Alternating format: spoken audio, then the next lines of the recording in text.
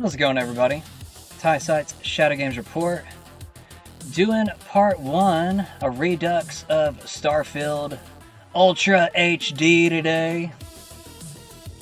Have not played this game on this computer. I actually had quite a few technical problems the first time I tried to play this game on my other computer. So we're going to try it again on this one. I bet I'll like this game 10 times better. It'll actually perform well and look 10 times better. It actually looked pretty good on the last computer, so I'm kind of itching to see what it will look like now.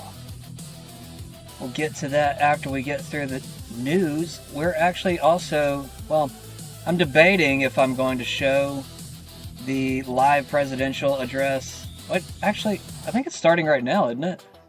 Yeah, I think it's starting right now. I don't know. Maybe if I come across it in the next like 10 minutes, we might jump straight into that. But don't get mad at me if I don't. We got lots of news to get through. Lots of news from yesterday, lots of news today. Not a big change on the war or anything like that. But it would be nice to get a new update from Trump, considering he wants to basically just pull pull himself out of this war bare-assed with his pants caught down. It's just very, very strange. Anyways, let me go ahead and stop this music. Let's go ahead and talk about the news. Let's get through these headlines. Trump urges Erica Kirk to sue online critics in White House remarks. Really? Is she gonna sue everybody, or is she just gonna sue the top speakers like Candace? I don't know. I never thought I would imagine Trump would fall this far from grace. Like I've said many times in the past few episodes, I have a major concern towards his health right now. Whether he's sleep deprived, on drugs, or whatever, I don't know. Something is definitely up. Trump jab King label over blocked White House ballroom. I have no idea what that's even referring to. Trump addresses nation on Iran war tonight, interrupting mass singer finale. Okay, I don't care. JD Vance swears in first national fraud enforcement leader. So he's not going to do it. He's already finding his replacement for the role. Because, I mean, I'm pretty sure JD was made the fraud czar or something like that. I guess he's just going to oversee him. Newsom's stumbling speech fuels online health speculation. I have not seen that yet. I'm going to go ahead and pull this up just in case. Looks like the White House is using the office. NASA successfully launches Artemis 2, first crewed lunar mission in over 50 years. I don't even think they're actually going to the moon. I think they're just circling it. Correct me if I'm wrong about that. Like, are they going to the moon, or are they just like, I don't know, farting around? Record low Colorado mountain snow won't bode well for water in the drought-stricken U.S. West. Let's do a mic check real quick. Mic check. Can you hear me? Hello? You got internet? Alright, quick checks. Trump ally testifies in trial over secret Venezuela lobbying effort. Death of near blind refugee in New York ruled a homicide. I totally butchered that. Death of near blind refugee in New York ruled a homicide. Massachusetts man charged with threatening to kill Trump. Wasn't there like quite a few people that were threatening Trump that were like high profile? Didn't Comey make like a message in sand last year, right around this time? I believe, I want to say it was right around this time last year that all that happened. Mayor Mamdani announces return of social media app for NYC government. Tariff refund payments may take up to 45 days once system operational. Really? So we are going to get our tariff refund payments. Well, y'all better get working on that now. It better be 45 days from right now. How about that? Like, let's go ahead and time these assholes. Let's make sure they follow through with this shit. I always thought it was kind of strange they didn't deliver them last year, considering a lot of the tariffs came through last year. Certain tariffs are being cut. Trump says that he can raise the other constitutional tariffs or something like that. I can't remember the exact word he used. Johnson Thune announced plan to end DHS shutdown in coming days. I wonder what that's about. Supreme Court justices appear skeptical over Trump changes to U.S. birthright citizenship rules. SpaceX confidentially files to go public, setting up what COVID could be the largest IPO of all time. I cannot read today. I'm like dyslexic today. Sorry guys, I'm going to try to uncross my eyes real quick. Trump says Iran's president asked for ceasefire, but U.S. wants Hormuz Strait open first. Tiger Woods says he is stepping away to seek treatment. Well, that's good.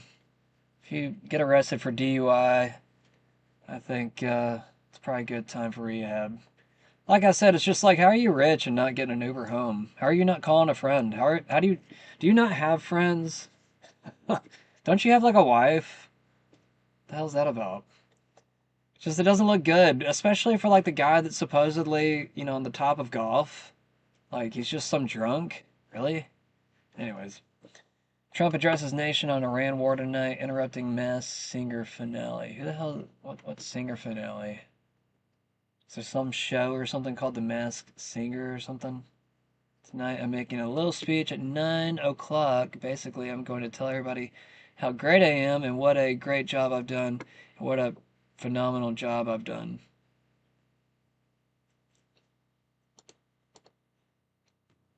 Is he joking? I don't know, man. Like, sometimes I just feel like he's like trolling us. Clear objective since day one: destroy Iran's missile arsenal, annihilate their navy, destroy terrorist proxies, ensure Iran can never obtain a nuclear weapon. I don't think any of that's happened really. Maybe the Navy. I've heard maybe confirmation on the Navy and maybe the terrorist proxies. The other two I can't confirm. I mean, obviously they haven't gotten rid of the missile arsenal, or else they wouldn't continue to shoot Israel. So that's obviously a lie, just to make that very clear. Over 3,000 years ago, the God of Abraham, Isaac, and Jacob delivered the ancient Israelites out of slavery and brought them into the promised land. It was an amazing period of time, just like today. Okay, let's just play this. Is he really saying this? It's a quote. It's quoted text. I guess he's saying this. Let's listen. To our wonderful Jewish American community and to Jews celebrating in Israel and around the world this week, I want to wish you a very happy Passover. Over 3,000 years ago, the God of Abraham, Isaac, and Jacob delivered the ancient Israelites out of slavery and brought them into the promised land. It was an amazing period of time, just like today we have an amazing period of time. The journey started with faith in God's word, and it ended with a miraculous march through the Red Sea and an astounding exodus out of Egypt. The world has never been the same. This week, we recall this ancient proof of God's faithfulness and are reminded that with true faith, eternal hope, and the power of prayer, nothing can stop the people of God. As Jewish families and loved ones gather together for Seder dinner, we ask that God will continue to watch over the Jewish people and that he may continue to preserve and protect the United States of America for generations to come. Our country is doing better than it has ever done. I am very happy to report. Happy Passover. Okay, I guess he really did say that. Alrighty. So that's right before his big speech tonight. That's kind of interesting. So is that going on right now? Let's check the White House page. Let's see if they've gone live yet. Oh, looks like they're live. Okay. Well, looks like we're jumping in right at the right time. Cool, cool. With the longest range possible, and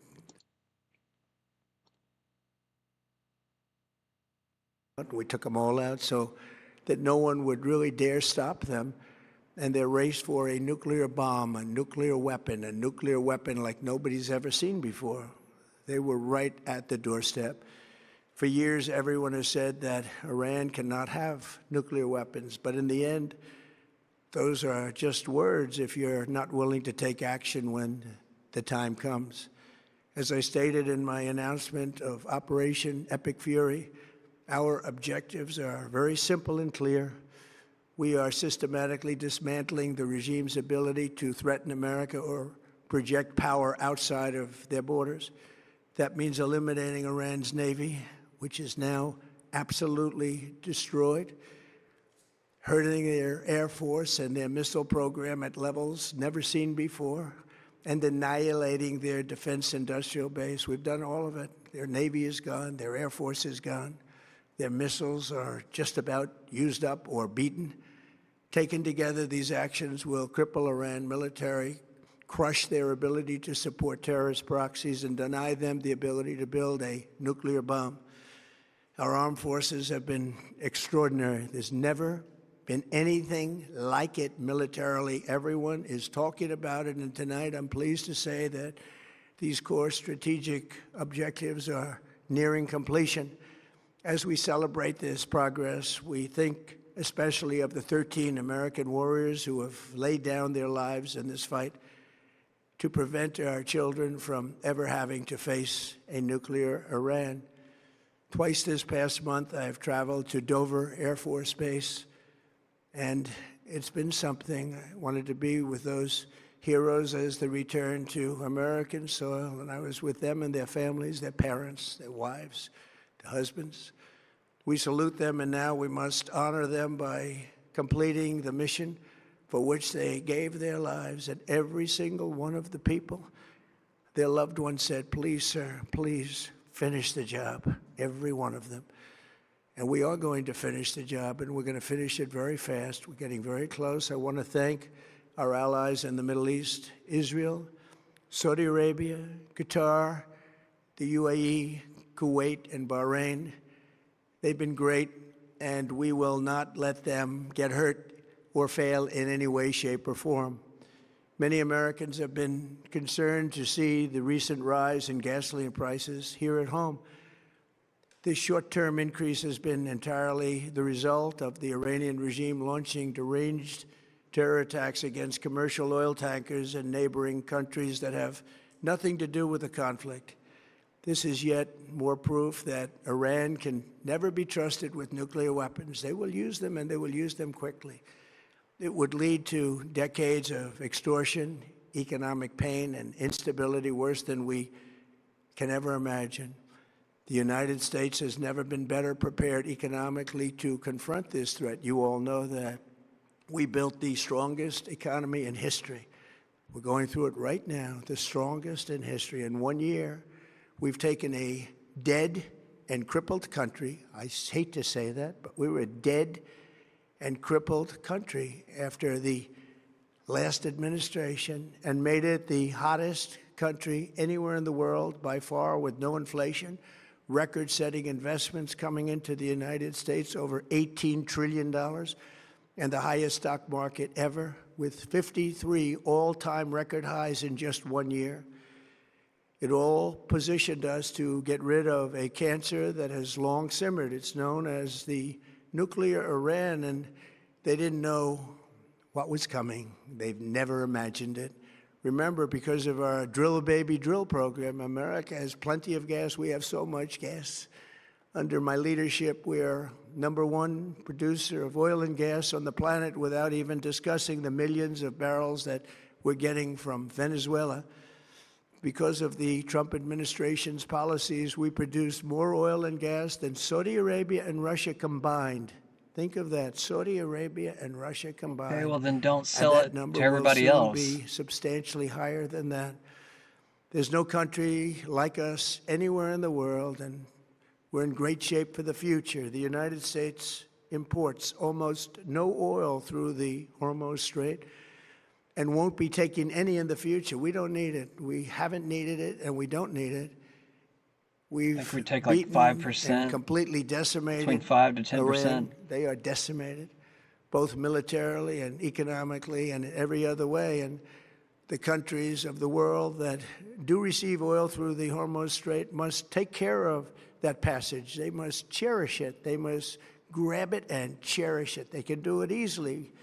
We will be helpful, but they should take the lead in protecting the oil that they so desperately depend on. So to those countries that can't get fuel, many of which refuse to get involved in the decapitation of Iran, we had to do it ourselves. I have a suggestion. #1, buy oil from the United States of America. We have plenty. We have so much. And #2, build up some delayed courage. Should have done it before. Should have done it with us, as we asked. Go to the Strait and just take it, protect it, use it for yourselves. Iran has been essentially decimated. Take The it hard part is done, for so it should be yourselves. easy. Okay. And in any event, when this conflict is over, the strait will open up naturally. It'll just open up naturally. They're going to want to be able to sell oil because that's all they have to try and rebuild. It He will is probably definitely going to attack this resume the weekend, flowing, and the gas just prices from the will way he rapidly talks right come now. back down. Stock prices will rapidly go back up. They haven't come down very much, frankly. They came down a little bit, but they've had some very good days over the last couple of days. We've done actually I much haven't better seen than gas I thought. prices But yet. we had to take that little journey I'll see him to tomorrow. Iran to get rid of this horrible threat. You better impress me With our tomorrow, historic buddy. tax cuts, where people are just now talking about receiving larger refunds than they ever thought possible. They are getting so much more money than they thought. That's from the great big beautiful bill. Our economy is strong and improving by the day, and it will soon be roaring back like never before. It will top the levels that it was a month ago. I've made clear from the beginning of Operation Epic Fury that we will continue until our objectives are fully achieved. Thanks to the progress we've made, I can say tonight that we are on track to complete all of America's military objectives shortly, very shortly. We're going to hit them extremely hard over the next 2 to 3 weeks. We're going to bring them back to the Stone Ages where they belong. In the meantime, discussions are ongoing. Regime change was not our goal. We never said regime change, but regime change has occurred because of all of their original leaders' death. They're all dead. The new group is less radical and much more reasonable. Yet if during this period of time no deal is made, we have our eyes on key targets. If there is no deal, we are going to hit each and every one of their electric generating plants very hard and probably simultaneously. We have not hit their oil, even though that's the easiest target of all, because it would not give them even a small chance of survival or rebuilding. But we could hit it, and it would be gone, and there's not a thing they could do about it. They have no anti-aircraft equipment. Their radar is 100% annihilated. We are unstoppable as a military force. The nuclear sites that we obliterated with the B-2 bombers have been hit so hard that it would take months to get near the nuclear dust, and we have it under intense satellite surveillance and control. If we see them make a move, even a move for it, we'll hit them with missiles very hard again. We have all the cards, they have none. It's very important that we keep this conflict in perspective. American involvement in World War I lasted 1 year, 7 months, and 5 days. World War II lasted for 3 years, 8 months, and 25 days. The Korean War lasted for 3 years, 1 month, and 2 days. The Vietnam War lasted for 19 years, 5 months, and 29 days. Iraq went on for 8 years, 8 months, and 28 days. We are in this military operation, so powerful, so brilliant, against one of the most powerful countries for 32 days. And the country has been eviscerated and essentially is really no longer a threat. They were the bully of the Middle East, but they're the bully no longer. This is a true investment in your children and your grandchildren's future. The whole world is watching, and what other they words can't can we add on to believe this? the power, strength, and brilliance. They just can't believe Fascinated. what they're seeing. They leave it to your imagination, but they can't believe what they're seeing. The brilliance of the United States military. Tonight, every American can look forward to a day when we are finally free from the wickedness of Iranian aggression and the specter of nuclear blackmail. Because of the actions we have taken, we are on the cusp of ending Iran's sinister threat to America and the world. And I'll tell you, the world is watching. And when we do, when it's all over, the United States will be safer, stronger, more prosperous, and greater than it has ever been before. May God bless the men and women of the United States Armed Forces, and may God bless the United States of Sounds America. like he's finishing Thank up. you very much, and good night. Yeah, good night. Go away, dude.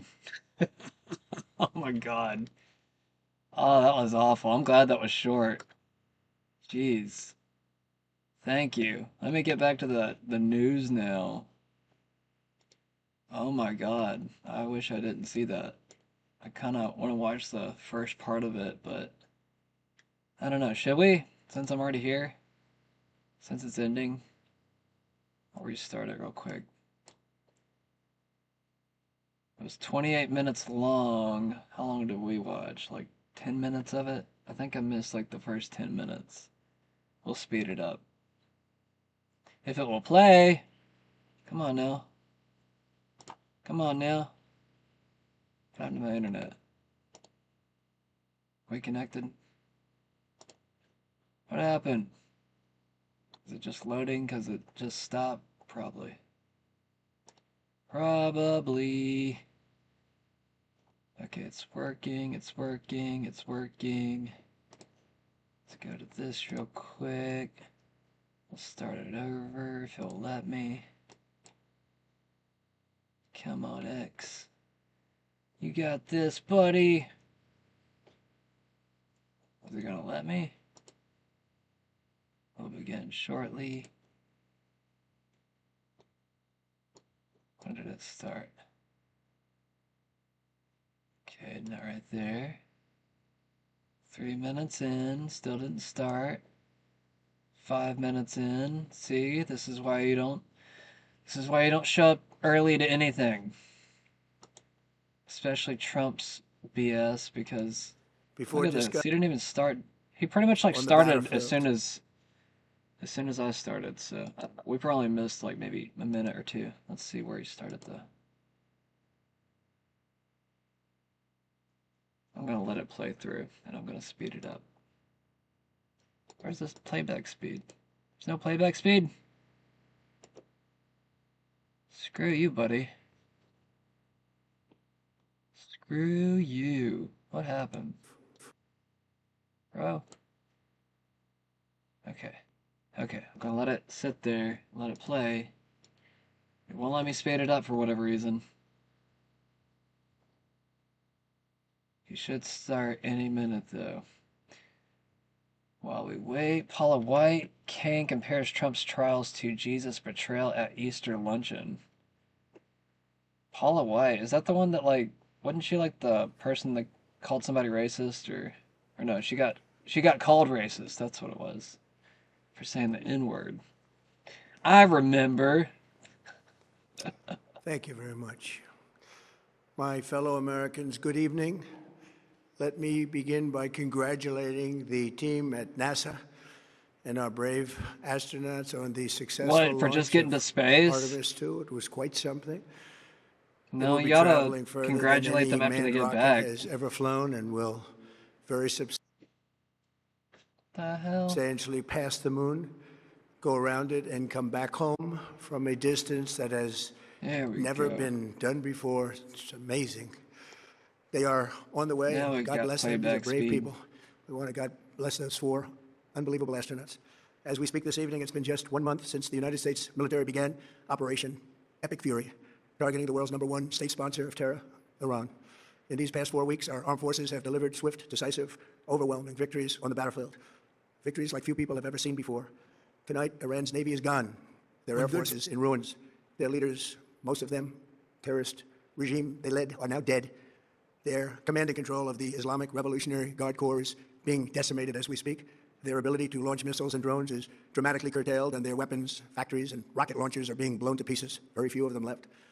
Never in the history of warfare has an enemy suffered such clear and devastating large-scale losses in a matter of weeks. Our enemies are losing in America, as it has been for 5 I mean, I years think under we my heard all presidency, is this, winning, didn't and we? now winning bigger Basically. than ever before. Before discussing this current situation, I also want to thank our troops for the masterful job they did in taking the country of Venezuela in a matter of minutes. That hit was quick, lethal, violent, and respected by I everyone don't all over the remember world. hearing this part, After so rebuilding our probably military not yet. during my first term, we have by far the strongest military anywhere in the world, and now we're working along with Venezuela and are, in a true sense, joint venture partners. We're getting along incredibly well in the production and sale of massive amounts of oil and gas, the second largest reserves on Earth after the United States of America. We're now totally independent of the Middle East, and yet we are there to help. We don't have to be there. We don't need their oil. We don't need anything they have, but we're there to help our allies. Tonight, I want to provide an update on the tremendous progress our warriors have made in Iran and discuss why Operation Epic Fury is necessary for the safety of America and the security of the free world. From the very first day I announced my campaign for president in 2015, I have vowed that I would never allow Iran to have a nuclear weapon. This fanatical regime has been chanting death to America, death to Israel for 47 years. Their proxies were behind the murder of 241 Americans in the Marine barracks bombing in Beirut, the slaughter of hundreds of our service members with roadside bombs. They were involved in the attack on the USS Cole, and they carried out the countless other heinous acts, including the just horrible, bloody atrocities of October 7th in Israel, something that most people have never seen anything like it. This murderous regime also recently killed 45,000 of their own people who were protesting in Iran, 45,000 dead. For these terrorists to have nuclear weapons would be an intolerable threat. The most violent and thuggish regime on earth would be free to carry out campaigns of terror, coercion, conquest, and mass murder from behind a nuclear shield. I will never let that happen, and neither should any of our past presidents. This situation has been going on for 47 years and should have been handled long before I arrived in office. I did many things during my 2 terms in office to stop the quest for nuclear weapons by Iran first, and perhaps most importantly, I killed General Qasem Soleimani in my first term. He was an evil genius, brilliant person, a horrible human being, however, the father of the roadside bomb, and he lived just horrible what he did. Iran would have been perhaps in far better, stronger position. Had he lived, we would have had probably a different conversation tonight. But you know what? We'd still be winning and winning big. And then very importantly, I terminated Barack Hussein Obama's Iran nuclear deal, a disaster. Obama gave them $1.7 billion in cash, green cash. Took it out of banks from Virginia, D.C., then Maryland, all the cash they had. Flew it by airplanes in an attempt to buy their respect and loyalty, but it didn't work. They laughed at our president and went on with their mission to have a nuclear bomb. His Iran deal would have led to a colossal arsenal of massive nuclear weapons for Iran. And they would have had them years ago, and they would have used them. It would have been a different world. There would have been no Middle East and no Israel right now, in my opinion, the opinion of a lot of great experts, had I not terminated that terrible deal. I was so honored to do it. I was so proud to do it. It was so bad right from the beginning. Essentially, I did what no other president was willing to do. They made mistakes, and I am correcting them. My first preference was always the path of diplomacy, yet the regime continued their relentless quest for nuclear weapons and rejected every attempt at an agreement. For this reason, in June, I ordered a strike on Iran's key nuclear facilities, an Operation Midnight Hammer. Nobody's ever seen anything like it. Those beautiful B-2 bombers performed magnificently. We totally obliterated those nuclear sites. The regime then sought to rebuild their nuclear program at a totally different location, making clear they had no intention of abandoning their pursuit of nuclear weapons. They were also rapidly building a vast stockpile of conventional ballistic missiles and would soon have had missiles that could reach the American homeland, Europe, and virtually any other place on Earth. Iran's strategy was so obvious. They wanted to produce as many missiles as possible, and they did, with the longest range possible, and they had some weapons that nobody believed they had. We just learned that out. We took them out. We took them all out so that no one would really dare stop them. If they're taken out, then what are we doing there still? Like nobody's ever seen before. They were right at the doorstep. For years, everyone has said that Iran cannot have nuclear weapons, but in the end, those are just words if you're not willing to take action when the time comes. As I stated in my announcement of Operation Epic Fury, our objectives are very simple. All on Holy Week before Easter, the regime's ability to threaten America, which is about to speak project about power outside of their borders. This video. That means eliminating Iran's navy, which is now absolutely destroyed, hurting their air force and their missile program at levels never seen before, and annihilating their defense industrial base. We've done all of it. Their navy is gone. Their air force is gone. Their missiles are just about used up or beaten. They have an air force underground. Will cripple Iran military, I'm going to show you that crush video their ability too. to support terrorist proxies and deny them the ability to build. Actually, I think I showed it yesterday. Our armed forces have been extraordinary. There's never been anything like it militarily. Everyone is talking about it, and tonight I'm pleased to say that these core strategic objectives are nearing completion.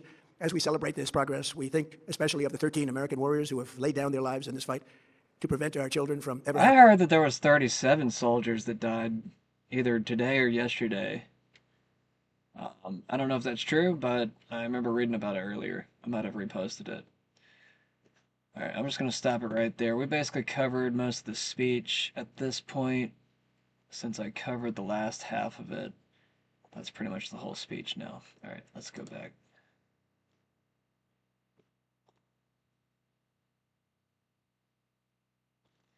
So on Easter Sunday, the stone was rolled away and the grave was empty. It was a miracle in all of history, the resurrection of Jesus Christ, says Trump.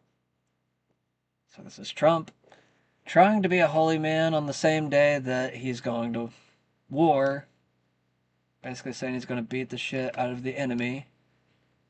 Not loving thy enemy or, you know, anything that's more Christian-like. It's just more like, no, we're going there to kick ass, not be very forgiving of anything. I don't know. After you kick up shit like this, it's like, how do you even go back? Whose side do you take at this point? Friday, the Son of God was nailed to the cross, crucified, and he died for all of us. It was a day of darkness, but it wasn't the end. By any means, it was not the end. On Easter Sunday, The stone was rolled away and the grave was empty. Christians everywhere rejoiced, and we continue to rejoice. Easter is one of the incredible days. It was the miracle in all of history, the resurrection of Jesus Christ. It was the great miracle, I guess, right? The great miracle.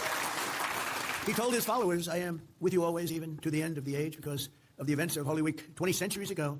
People from every nation, language, and background can take on any difficulty, press through any trial, and endure any hardship. With Christ, not one thing can separate humanity from the powers of God's everlasting love.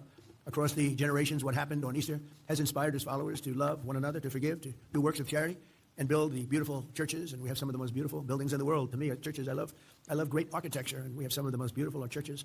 Christians have opened schools, ministries, and hospitals on every continent to teach care and heal those in need, and they do it with love, and they do it with great affection.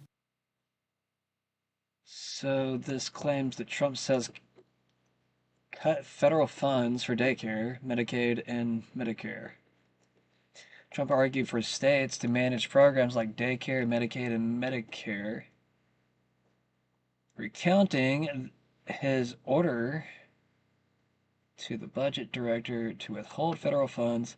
He pushed lowering federal taxes and letting states raise theirs if needed, calling some programs little scams during the U.S. war with Iran that's not winding down. Critics like Senator Elizabeth Warren called it prioritizing forever wars over families and healthcare. Yeah, well, who believes you, lady? Who believes you about anything anymore, lady? Because the United States can't take care of daycare. That has to be up to a state. We can't take care of daycare. We're a big country. We have 50 states. We have all these other people. We're fighting wars. Yeah, you can take care of a war. You got to let a state take care of daycare, and they should pay for it, too. They should pay. They have to raise their taxes, but they should pay for it. And we could lower our taxes a little bit to them to make up, but it's not possible for us to take care of daycare. Medicaid, Medicare, all these individual things, they can do it on a state basis. You can't do it on a federal. We have to take care of one thing, military protection. Because the United States can't take care of daycare. That has to be up to a state. We can't take care of daycare. We're a big country. Can't take care of anything, can you? And we gotta wait an additional 45 days for tariff checks, which who even knows whenever that starts. Yeah, when does the 45-day period begin? Isn't tomorrow supposed to be like Tariff Day or Liberty Day or whatever the F? How are we going to celebrate that tomorrow? Are we going to get anything out of that? J.D. Vance swears in first national fraud enforcement leader. Let's see what this is. Please raise your right hand and repeat after me. I, Colin McDonald, do solemnly swear. I, Colin McDonald, do solemnly swear that I will support and defend the Constitution of the United States that I will support and defend the Constitution of the United States against all enemies, foreign and domestic. Against all enemies, foreign and domestic. That I will bear true faith. That I will bear true faith. And allegiance to the same. And allegiance to the same. That I take this obligation freely. That I take this obligation freely. Without any mental reservation. Without any mental reservation. Or purpose of evasion. Or purpose of evasion. And that I will well and faithfully. And that I will well and faithfully. Discharge the duties. Discharge the duties. Of the office on which I'm about to enter. Of the office on which I'm about to enter. So help you God. So help me God. Congratulations. Thank you. Hospital executives must now personally attest to accurate posted prices. Starting April 1st, 2026, U.S. hospitals enforce stricter price transparency rules from CMS, requiring executives like CEOs to attest that online files list actual medians, percentiles, and claim counts for charges. HHS Secretary Robert F. Kennedy Jr. emphasized accountability to foster competition and lower cost. Building on a 2019 Trump-era mandate with spotty past compliance, violations risk up to $2,000 daily fines per service, aligning with goals for clear pricing and the trillion-dollar healthcare system, though skeptics note files can still be hard to parse. RFK says beginning today, HHS Gov will require hospital executives to attest that their posted prices are accurate. This week, we passed new regulations that require hospitals to post their pricing. So we're going to have price transparency, and the insurance companies. So we're going to have price transparency. If you go to a restaurant, you can see what the price is before you order a meal. If you go to a car dealer and he tells you, you can buy this car, but I'm not going to tell you what the price is until after you bought it, you would not buy that car. But that's how every hospital in this country works. This week,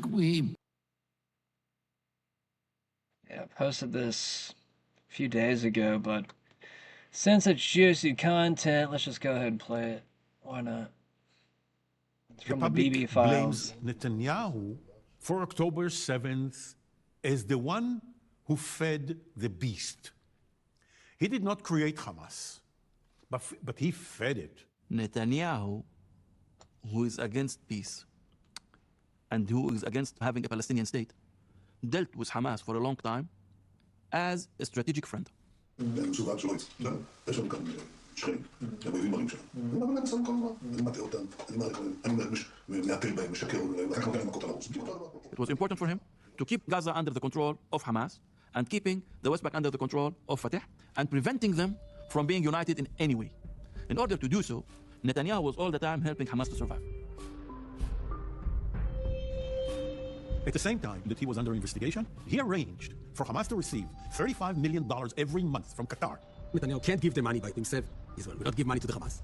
You cannot even transfer this money through banks, because even the banks don't want to cooperate. So you, the Israeli Prime Minister, needs to beg this small and very rich country, Qatar, to give money to our enemy. These suitcases of money was given to Hamas under the request of Benjamin Netanyahu personally. And because the Qatarians knew him from the beginning, they were asking him to send them his requests in writing because they knew that he's going to lie in the future. He allowed more than 1 billion to be transferred to the hands of the Hamas because he believed that he can control the level of hatred. It's nonsense. He cannot control the flames. אני עושה מה שאני יכול, בתיאום עם גורמי הביטחון, להחזיר את השקט ליישובי הדרום בתהליך, ולכל צעד בלי יוצא מהכלל יש מחיר. כשאתה נוקט צעדים של מנהיגות, תמיד יש מחיר. אם אתה לא יכול לשאת במחיר, אתה לא יכול להניב. ואני יודע לשאת במחיר. Your strategy was keep Hamas there, weaken the Palestinian Authority on the West Bank, sustain the extremists, weaken the moderate. This exploded in our faces in the most brutal way on October 7th. Bibi tells the world again and again and again, I'm the expert on terrorism. I know how to fight terrorism. I'm the protector of Israel. And under his regime, we get into this incredible, unbelievable war.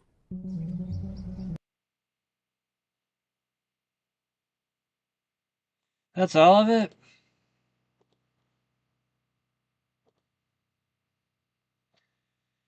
Alrighty. James O'Keefe says accountability update. The Department of Justice is taking action. The DOJ is now conducting witness testimonies from my team who performed the undercover operations. This is a major step to accountability. Developing, there has been movement from the Department of Justice on the California cash for ballot scheme that we exposed on tape. It appears as though the Department of Justice is taking action. The Department of Justice has reached out to me and members of my team, and we are cooperating on the record. I'm really inspired and motivated by this. It appears, based upon this development, we may finally see some arrests and accountability in this clear-cut case. And again, it appears the reason why is because the actual crime, the transactions, are all recorded on tape. This is a developing story. We'll keep you updated, and we'll keep the pressure on the state authorities, that's the City of Los Angeles and the State of California Secretary of State's office, in addition to the FBI and the DOJ. Stay tuned.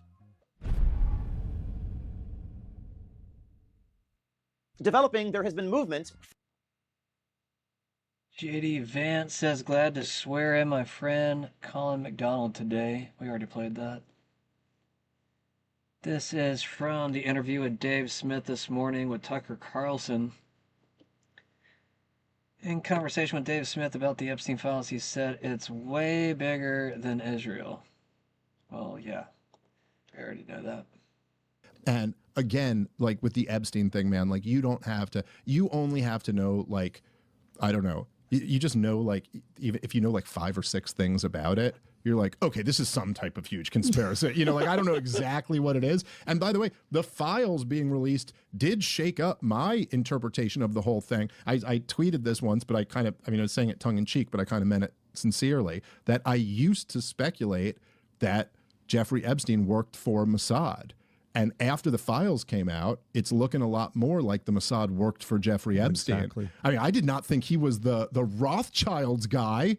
I didn't realize that, And so, like, this thing is a gigantic conspiracy. It's an interesting, limited look into how power really works. And you know what I mean? Like, what's really it's going on? It's like looking through a stained glass window. You don't get a clear picture, but you see the shapes and you realize this is not what I thought it was. I actually came away from reading a lot of the Epstein stuff with a view of Israel that was diminished. I thought Israel had less power. Of course he was working with Mossad. I said that and got called a Jew hater or whatever. It's just true. So we're also working with CIA and intelligence services from around the world. But what he really was doing was acting as an employee of others, as a kind of communications hub between the biggest stakeholders in the West. And so what you really saw was that governments aren't in charge. There's no meaningful nation state with full sovereignty. Like, that's just not a thing. There's a suprastructure whose outlines I can't fully see or even partly see, but it's clearly there. And it's not all being run from the Levant by Netanyahu, who's probably got an IQ of 110. He's not a genius. So, like, do you know what I mean? Yes, 100%. It's way bigger than Israel. Israel's just like a place to, hide out if you've been accused of a crime, get a passport, do some money laundering, whatever. It's a lot of things, but it's not. Israel's not running the world. Yeah, no, there's something that you're absolutely right. There are power structures that we do not fully know about that are way more important than a senator. We bought the biggest lie of all, which is a competition between nation states, and you know what I mean? No, that's right. Ghana's got its own interests, but so does Singapore and China and India, and it's like, yeah, to some extent, but that's not. As soon as you have the free flow of capital, a globalized economy, then you have a globalized government. It's just a fact. And by government, I mean a governing body, which may be informal or have blurry edges, but it's still totally real. It's way more real than countries. Yeah. How are countries like that's like almost a medieval view? Well, even countries with kings and armies. It's like so dumb. Yeah, no, that's right. And maybe it was. It's like it probably wasn't even true in medieval times. You know what I mean? It literally probably wasn't. But like after 1848, like after you had like. Hold on a second. This is kind of strange. I don't remember making this comment towards this post. It's almost like they changed my... Yeah, I don't think that I said this towards this post. This is strange. I wouldn't say that towards this. This is kind of weird. It's almost like they changed my my statement and matched it with a different post. Because I said in my post, I literally just said that they should do this yesterday. These people are retarded and get their ideas from us. And Yahoo just said he is in talks with Arab nations to form an alliance against Iran. I didn't say that. I wouldn't say that.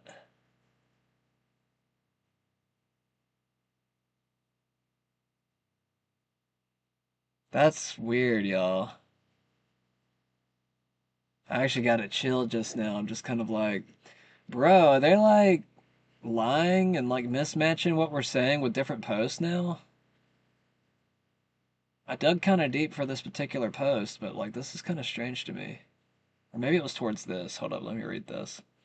Spokesman just threatened to target all U.S. and Israeli commanders and political officials in the region at their private residences. I mean, I wouldn't have said that towards that either. What was that talking about?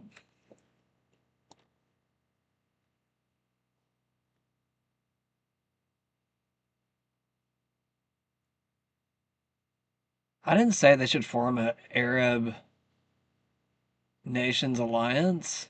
I never said that. That's so crazy. I'm deleting this. That's so weird, guys. No, I literally would not say that. Like, that's super fucking weird.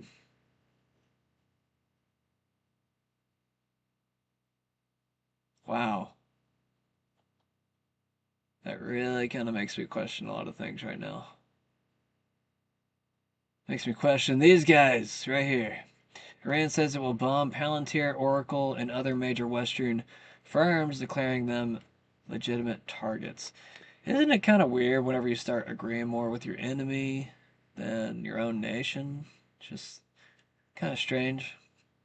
I kind of feel like we're in a weird, abusive relationship with our government. Anybody else feel that way?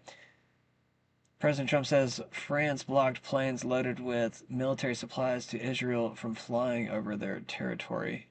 Yeah, there's some conspiracies that are kind of popping out of that. It's kind of interesting. 3 FBI agents fired after investigating Trump filed class action suit alleging retribution campaign.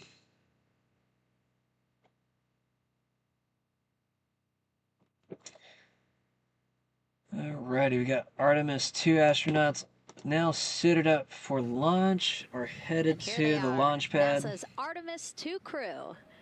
Commander Reed Weissman, pilot Victor Glover, and mission specialist Christina Cook and Jeremy Hansen taking their first steps outside for their historic test flight.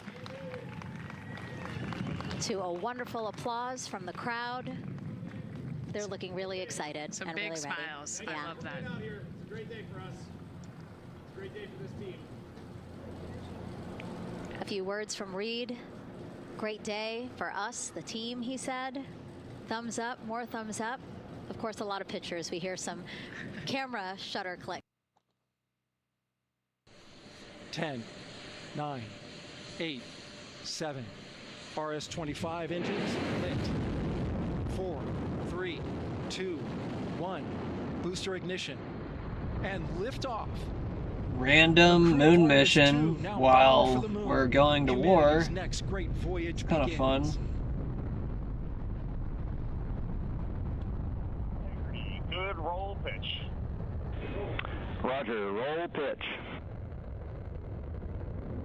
Houston now controlling the flight of integrity on the Artemis 2 mission around the moon. Italy has rejected permission for U.S. military aircraft to land at Sigonella Air Base in Sicily before flying to the Middle East.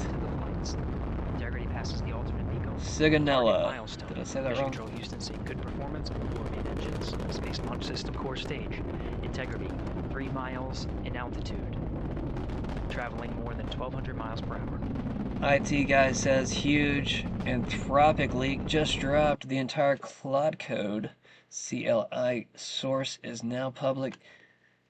A misconfigured .map file in their npm package exposed a direct download link to the full unobfuscated TypeScript codebase from Anthropic's own R2 bucket, discovered by KO fan, Xiao. Fried rice. The dump is massive, 1,900 files, 512,000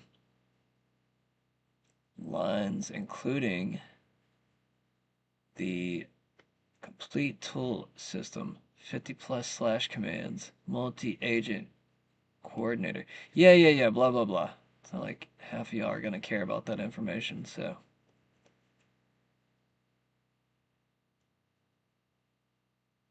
Admiral Robinson says, we have the machines, we have the fake ballots, we have the whistleblowers, we have everything. America's voting systems are totally corrupt. I mean, yeah. It's almost like she just tries to say the most basic things possible. It's like, yes, tell us more things we know. The U.S. Supreme Court just ruled the Colorado Democrats' ban on talk therapy for kids identifying as transgender is unconstitutional. I'm not even going to play that. Not going to give that any airtime. We all know it's wrong and it all needs to go away as quickly as possible. Enough said. Emil Robinson also says, NADSEC sources tell me that unredacted documents on election fraud are waiting to be released by ODNI right now. Well, do it. What are we waiting on? I seriously can't believe they're doing a land invasion. This isn't World War II, it's worse. Yeah, World War III, I mean, you know, I feel like we could just have like a massive microwave gun or something, or some type of like gamma weapon where we could like just shoot it through the ground and like, you know, run them out of the systems. I mean, you know, what do you do whenever you have a underground facility? You know, smoke them out. That's what I've always, you know, been taught. If you ever have like, you know, your enemy enclosed into a region, smoke them out, throw a smoke grenade, throw tear gas, whatever. I mean, I'm not saying, you know, it's going to be that easy. I'm just saying that, you know, find a ventilation shaft. We could like literally smoke them out.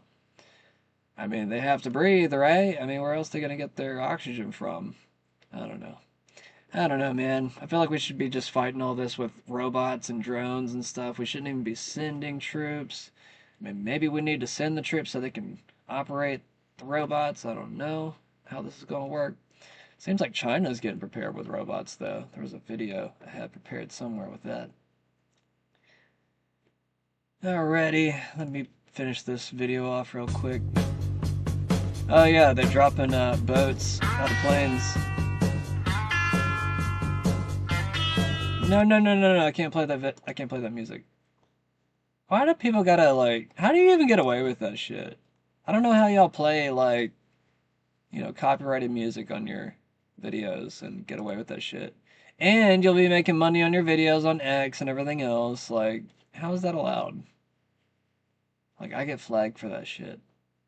That just proves, without a doubt, that this whole thing is just, like, rigged. Like, everything to do with, like, social media. You have certain people, that boat looks like it's gonna land on its head.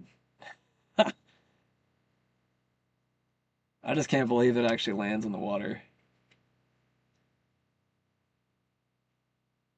Whee! That looks fun. Sorry. I'm a child at heart. Obviously, I play video games. Alright, Treasury Secretary Scott Bessent says Financial Literacy Month starts today. It is my firm belief that financial literacy is, yeah, well, blah, blah, blah. You get it. You get it. They're trying to teach us something. Maybe. Hello, I'm Scott Bessent, the 79th Secretary of the Treasury, and today, April 1st, marks the beginning of Financial Literacy Month.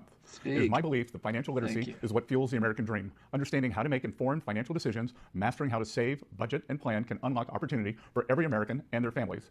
At the Treasury Department, we are committed to providing the resources necessary to help jumpstart that journey through mymoney.gov, where every American can access educational tools from across the federal government. It's our goal to help you make informed financial decisions, whether that means saving, investing, or planning for major life milestones like education, business formation, home ownership, or retirement. We live in the greatest country on earth, and at the cusp of its 250th anniversary, it is up to each of us to build a better foundation of financial knowledge so that we can ensure that the United States thrives for the next 250 years. Throughout April and beyond, we will continue to promote financial literacy across the country and help put all Americans on a path to shape their own financial prosperity.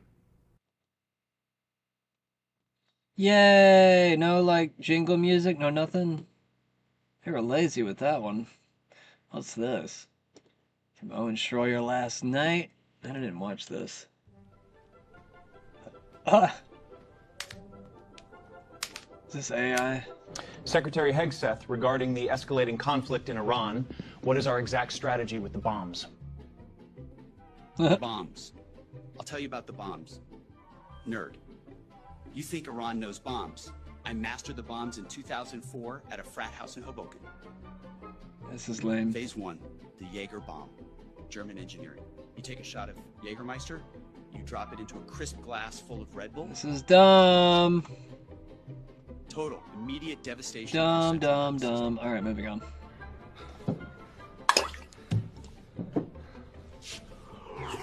Iranian president. Sir, we're referring to the bombings in the Middle East. Phase 2, the sake bomb, you balance the sake shot on 2 chopsticks over a Japanese Slightly lager. distracted by the I stupidity prefer over an here. ice-cold Sapporo. Now you pound the table with your fist like a goddamn patriot until it drops. Full Hiroshima and Nagasaki. Boom. Boom. Sake bomb! Really? Where did the ball Okay. go? Well, have there been any updates on a possible end date to this war? And if they push us, we go nuclear. Phase 3. The Irish car bomb. Jameson. Bailey's. Drop straight into a pint of Guinness. You have to chug it before the cream curdles. It is a race against time and your own gag reflex. Okay, Every last okay. drop, you bozos. This is really stupid. I gotta stop it. I gotta stop it. I'm sorry. I'm sorry. No more. No more. Iranian president, when he finds out that roughly 50% of the U.S. adults cannot read a book written at an 8th grade level. Yeah, the Iranian president, which, how do they even have a president right now? Like, I thought they were taking out all the leadership. How is he around? If he's like, I mean, I just don't get it. Nothing makes sense, guys. Like, I thought we'd go after the president and all the higher up leaders if we're taking out the leadership, but this guy's still alive. He's putting out statements. They're pretty well read statements from what I can tell. I don't know if I even want to read all of this. This is quite a bit.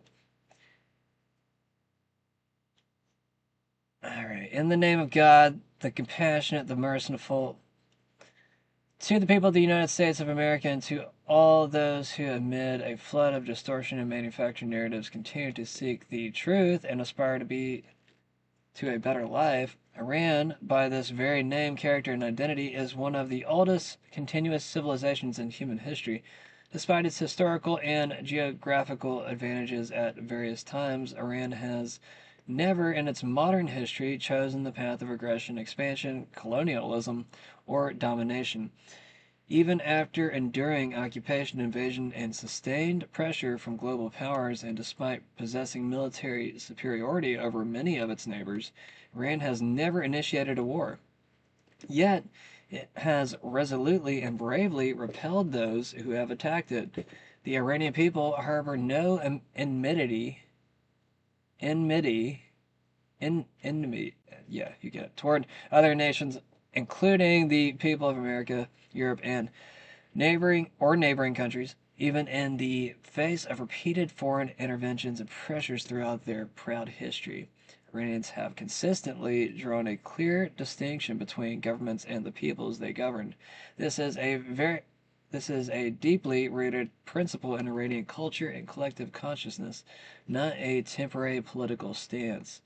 For this reason, portraying Iran as a threat is neither consistent with historical reality nor with persistent day observable facts.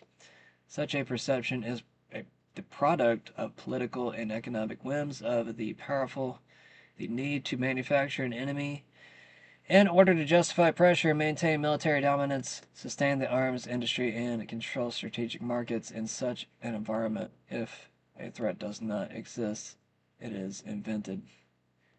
Damn, that's pretty on point. Pretty on point. It's probably pretty distracting if I got this story over here while I'm reading this, isn't it? Got a bunch of fake balloon titties on the screen. We got Gnome's husband showing off his titties to the world. Much bigger than his wife's, if you ask me. I can't even see her titties. Are we sure that's a woman? I don't know, man. I'm so confused right now by everybody's relationships. I don't know. I don't want to look at it, though. I definitely don't want to look at it. I'm not even sure if I want to look at this Q nerd. All these Q nerds are telling you to still huff the hopium. Gotta watch out for the Illuminati, he says. That's basically what this post is about. He's like, it's all about the Illuminati. It's all about, like, is it the Illuminati? Is it Satanist? Like, can we narrow down to, like, at least one cult, please? I just call it the Bell cult. And, I mean, I just hate having to, like, go through all of them to, like, identify. I feel like the Bell cult is at the top. Correct me if I'm wrong. Israel's defense minister just laid out the plan for southern Lebanon. which I don't even think he אני has. רוצה להביע השתתפות Yeah, we're not going to play that. He doesn't speak English here, so I'm just going to let you read that while I read this over here. All right, let's continue with the Iranian leaders. Long-ass message. Oh my god, he's got 4 pages. Who writes 4 pages to the American people? Nobody has that attention span here in America. What the hell is wrong with you?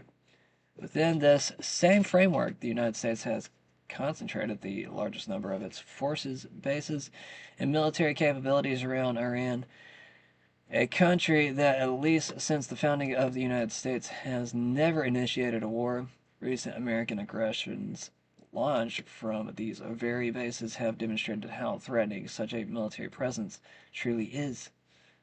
Naturally, no country confronted with such conditions would forego strengthening its defensive capabilities. I mean, yeah. I mean, just imagine if, like, another country was doing this to us right now. I mean, just imagine if we were, like, being ruled by, like, some foreign, tiny little nation in the Middle East controlling our Congress members through blackmail and, yeah. Anyways. Sounded kind of too real to even laugh about, didn't it?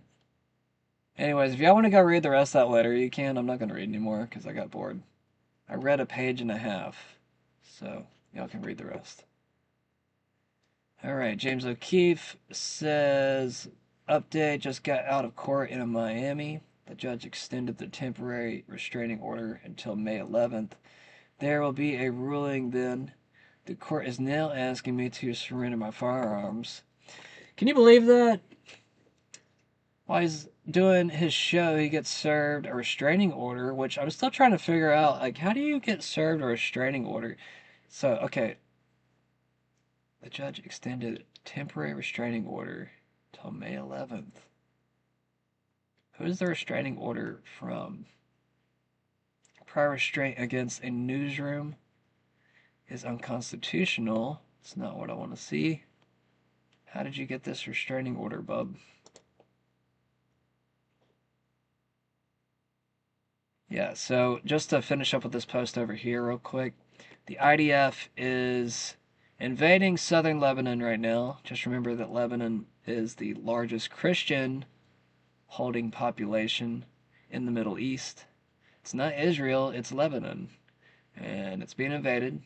More than 600,000 Lebanese residents evacuated north will be banned from returning south to Litani, which is being occupied by Israel. So yeah, just to finish up with that story since I can't play the video. Alright, back to this restraining order real quick.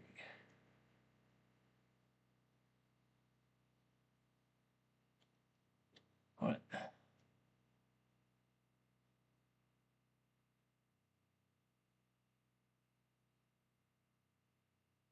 So is Matthew Tierman,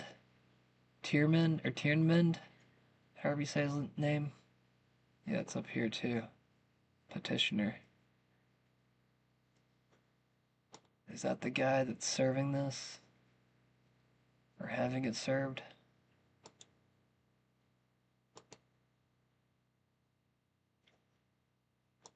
I don't know.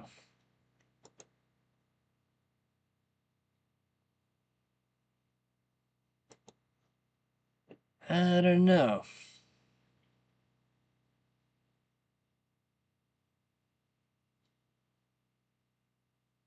I'm sure James O'Keefe gets served these a lot, though. They don't seem to stick for too long. I think he has his own legal team. Or just a good legal team. It's one or the other. Alright, I'm definitely not reading all that. I don't know how the hell these old people type that much.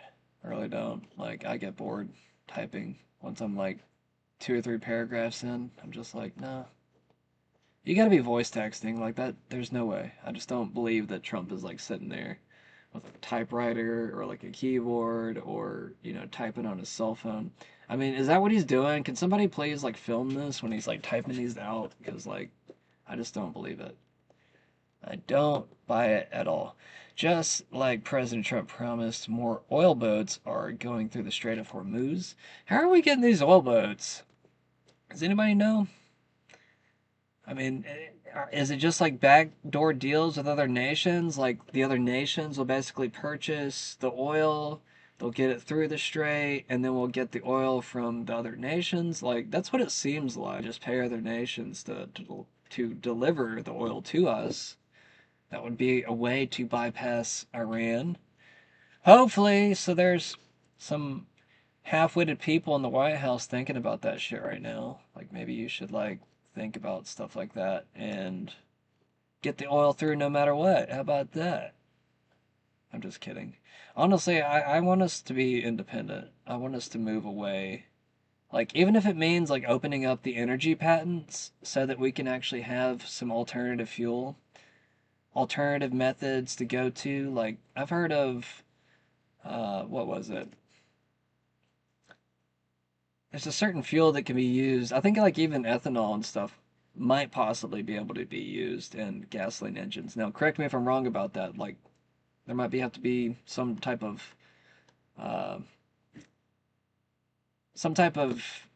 change done to the engine so that can work. I'm not too sure on all the specifics of all that, but I want to say that there is a specific fuel that you can actually put into gasoline engines and it act as a replacement. But there may be more to it than that. Like, I'm not going to act like it's that easy. All right. The way they treat Christians in Israel is disgraceful, says James Fishback.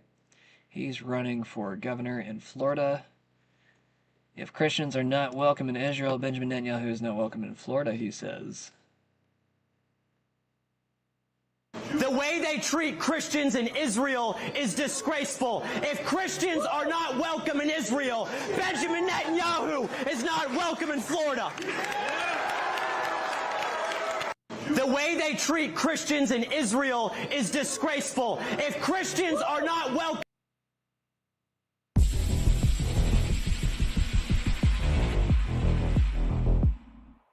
According to the Brookings Institution's analysis of carbon tax timing, high fossil fuel prices are the worst time to impose a carbon tax, but are the best time to build the underlying market architecture. And that infrastructure is rapidly being built and deployed by the biggest multinational corporations, governments and states, and the United Nations, especially in the past few months.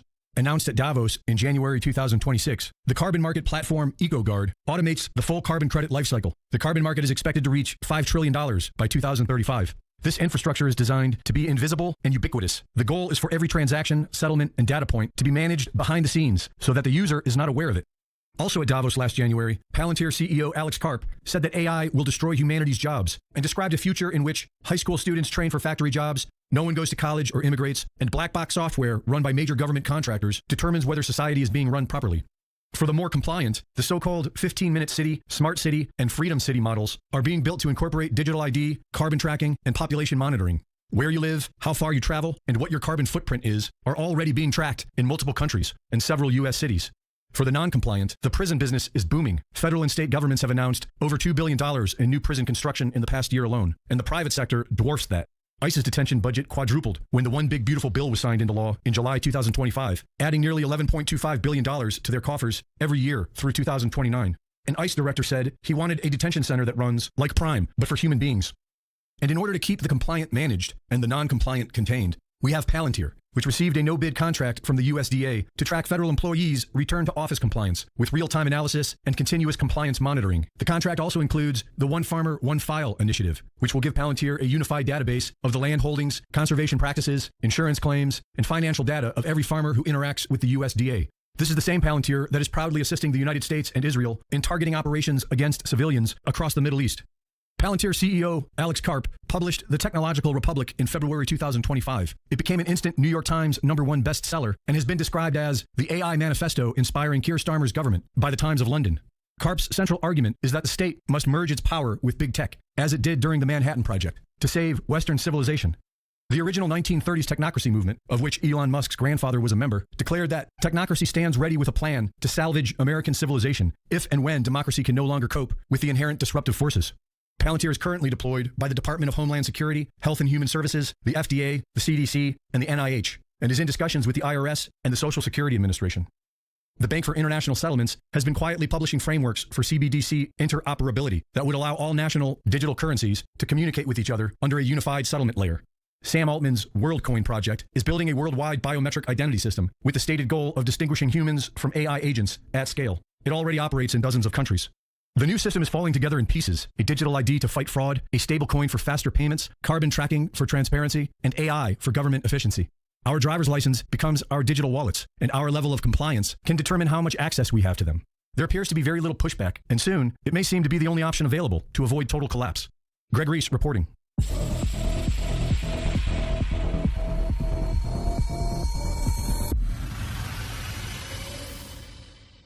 And our The Reese report is now fully funded. Has been absolutely pro-Christian, the complete opposite of the slander that is being foisted at us. You look at the Middle East and you see in every country the Christians are shrinking. Their number is shrinking. Right. They're oppressed. They're in very bad shape. Many of them leave.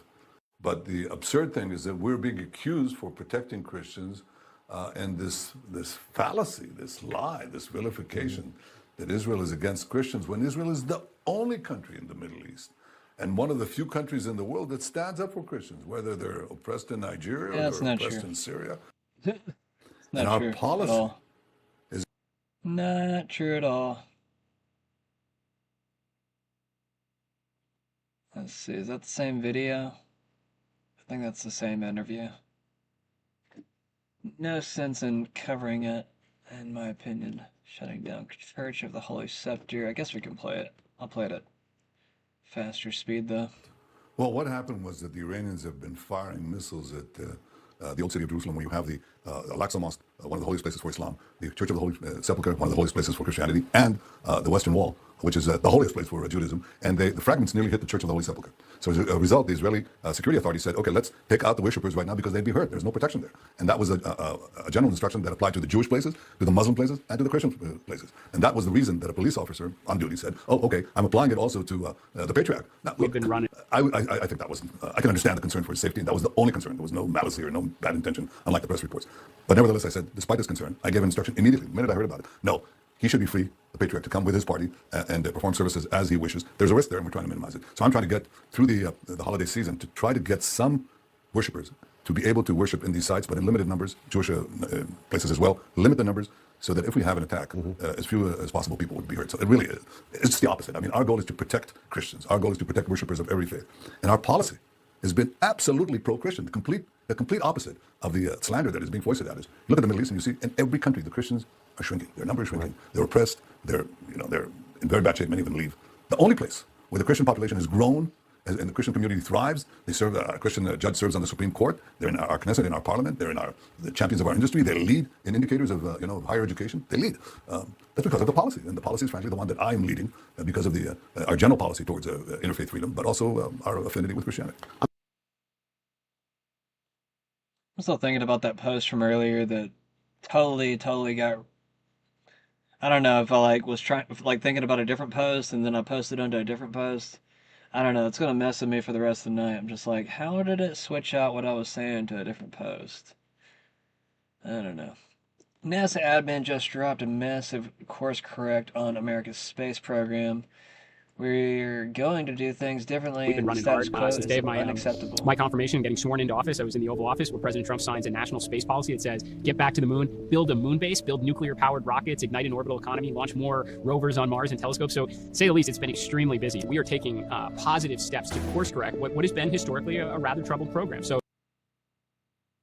a lot of this predates, even President Trump. This goes back to the Constellation program, which was under the Obama administration. So we've got hydrogen leaks, the same as we did before, helium flow issues, same as before. But the difference is we are doing something about it now. We're not sitting on our hands hoping these problems are going to solve themselves. We're standardizing the vehicle configuration. We are pulling in production to let an increasing launch rate. We're adding missions. We're not just going to try and go around the moon and then land on it. We're going back to the basics from the Apollo era. We're going to go around the moon, and we're going to test out our lander in 2027, and then we're going to the surface. So the challenges we've had up to now should absolutely have been expected when you consider the history of the program. What matters most is that we're going to do things differently. Status quo is unacceptable. We're on a pathway to return to the moon.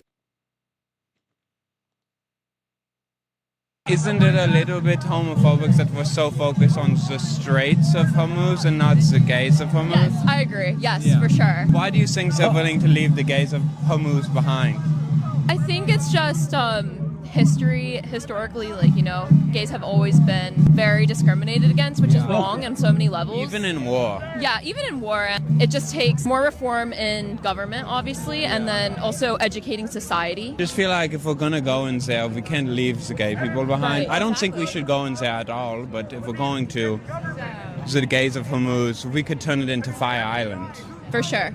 Isn't it a little bit homophobic that we're so focused on the straights of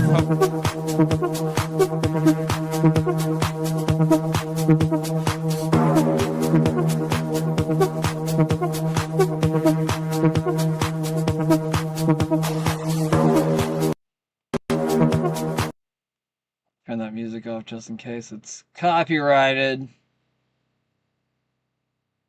Swear to God. Get some message from YouTube later. Can't have anything on YouTube anymore because of this stupid shit. I want a robo dog with a gun on it. Alright, moving on. Alright, Matt Gaetz confirms the U.S. military is currently in possession of alien technology and has reverse engineered their weapons, which are now available for use. Fun. In the ballroom case, the judge said we have to get congressional approval. Yeah, bro, you should probably get congressional approval on more things, in my opinion, but I don't know. Half of Congress is corrupt, like, who the hell do you even go to now? Army pilot suspension has been lifted after they flew a helicopter near Kid Rock's house. Army helicopters hovering near Kid Rock's house in Nashville. Did you see that? I didn't see it, no, but I'm sure they had a good time. Well, so the Army just said the crews of these helicopters have been suspended. What do you think of that? Well, it depends. Are they? Well, they probably shouldn't have been doing it. Yes, you're not supposed to be playing games, right? But I'd take a look at it. They like Kid Rock. I like Kid Rock. Maybe they were trying to defend him. I don't know. Does Iran say a big deal? Does Iran? Army helicopters hovering Look near at Kid that. Rock's house in Nashville. Did you see that? I didn't see it, no, but That was I'm in sure they had a good Nashville? time. He lives in Nashville? I didn't know that. Why is everybody moving here? Y'all gotta fuck away. Go back to California. I swear, dude. I swear. We just have like a little bit of peace here, and like, you know, y'all run California and y'all all moved here. Like, don't fucking come here and run it. Like, I don't know why people are like that. Like, you think you're escaping some type of hell. No, you're bringing hell with you half the time, assholes. Alright, Senator Babbitt just announced that humans would be very surprised if we find out who isn't entirely human when responding to Matt Gaetz' claim of being briefed on alien breeding camps. Sorry, I'm just kind of shocking to be able to read all that stuff now. We're in the year 2026, y'all. We got aliens right around the corner from being revealed, it almost seems like. I don't know if it's actually going to happen, but I don't know. Y'all think that fake alien invasion's going to end up hitting the fan at some point, maybe next year? I don't know, they're gearing up for something next year. It's one of the largest military budgets in history. What are they gearing up for in 2027? It was like a $1.5 trillion budget, if I remember correctly. That might have just been the projected budget, but I don't know what they settled on. It's probably going to be near that. It's usually near that whenever they say stuff like that. Alright, Ian Carroll says, yeah, wait, I thought I was a Jew hater for telling you this 3 months ago. What's with this stupid-ass propaganda from the White House? Sorry, I have to turn that music off. Not only because it might be copyrighted, but and this is because the it's guarantee for lame. our future. We are working on transforming Israel into a super nation in the region and globally, and we were able to do so thanks to our soldiers and our captains and all those who fought and those who died, and of course thanks to your solidarity and your steadfastness. And this is the guarantee for General puts out the United States has instructed all American embassies to coordinate with a Pentagon PSYOPs unit on global campaigns using X to combat foreign propaganda. Alrighty. This is the Ghost. A Pentagon PSYOPs unit. What kind of Pentagon PSYOPs units they got? CAG Drogo puts out October 7th was an insider thing. There's an investigation going on about stand-down orders allowing it to happen. Netanyahu has some big And I know that there's some machinations and there's got to be some big problems right now internal, and Netanyahu's dealing with it with the IDF. They're going to have to do some soul searching, and I mean immediate soul searching, because the 7th of October was a date, that they still have not been able to, and there's an investigation going on, and I've already heard from some of the soldiers that were told to stand down and the exact hours. So something bad happened, and it was an inside thing. I don't know, again, so that's a bombshell right there. I have personally walked that border. I have been down at those areas, and I know the details of how the Israelis, one of the most secure borders in the world, how they do their operations. So I know that. So something broke down, and it wasn't because of mistakes. So that's number one. This internal machinations that are going on right now, what's going to happen? They're going to have to come to grips with this, because I'm going to tell you, the American people, they're getting tired of it. They're getting tired of this constant, Israel. I mean, I'm the biggest fan. I would, I have been to Israel many times. I have, served alongside them. I have done things with them, certainly on the intelligence side. So I'm their biggest fan. But the American people are not. And the American people are so tired of all of the craziness and our involvement in these things that... Iran is launching non-stop ballistic missiles at central Israel right now. That was from 11 hours ago. Multiple impacts reported in Holland, a city of 200,000 people south of Tel Aviv. This is happening while Trump says a ceasefire deal is close. That was only 11 hours ago. Only 11 hours ago. Iran's FM said there is no ground for negotiation. This is what close looks like right now. Constant lies. Israel has the bomb, says Matt Gaetz. Drogo puts out CIA deputy director suspected Israel stole U.S. weapons-grade uranium from Numek, run by Dr. Shapiro, who had close ties to the Israeli government. Probably should have read the last part, huh?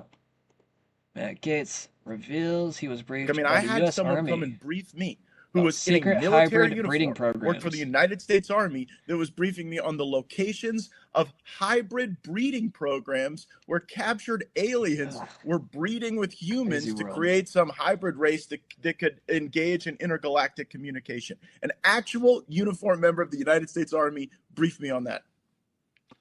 Non-human biologics, interracial alien mating.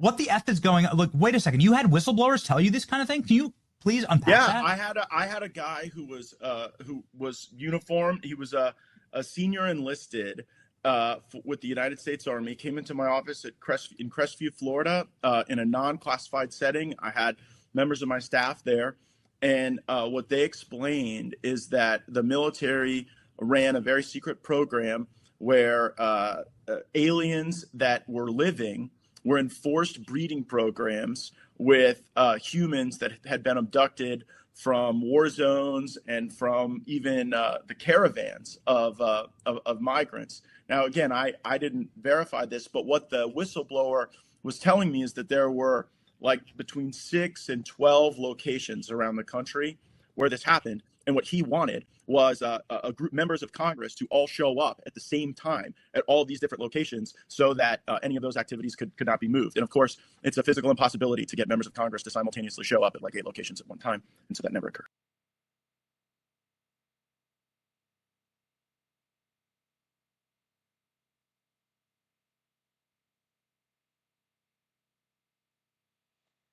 Iran's new regime president, Trump says, and then there's a community note down here that says, no, Iran doesn't have a new president.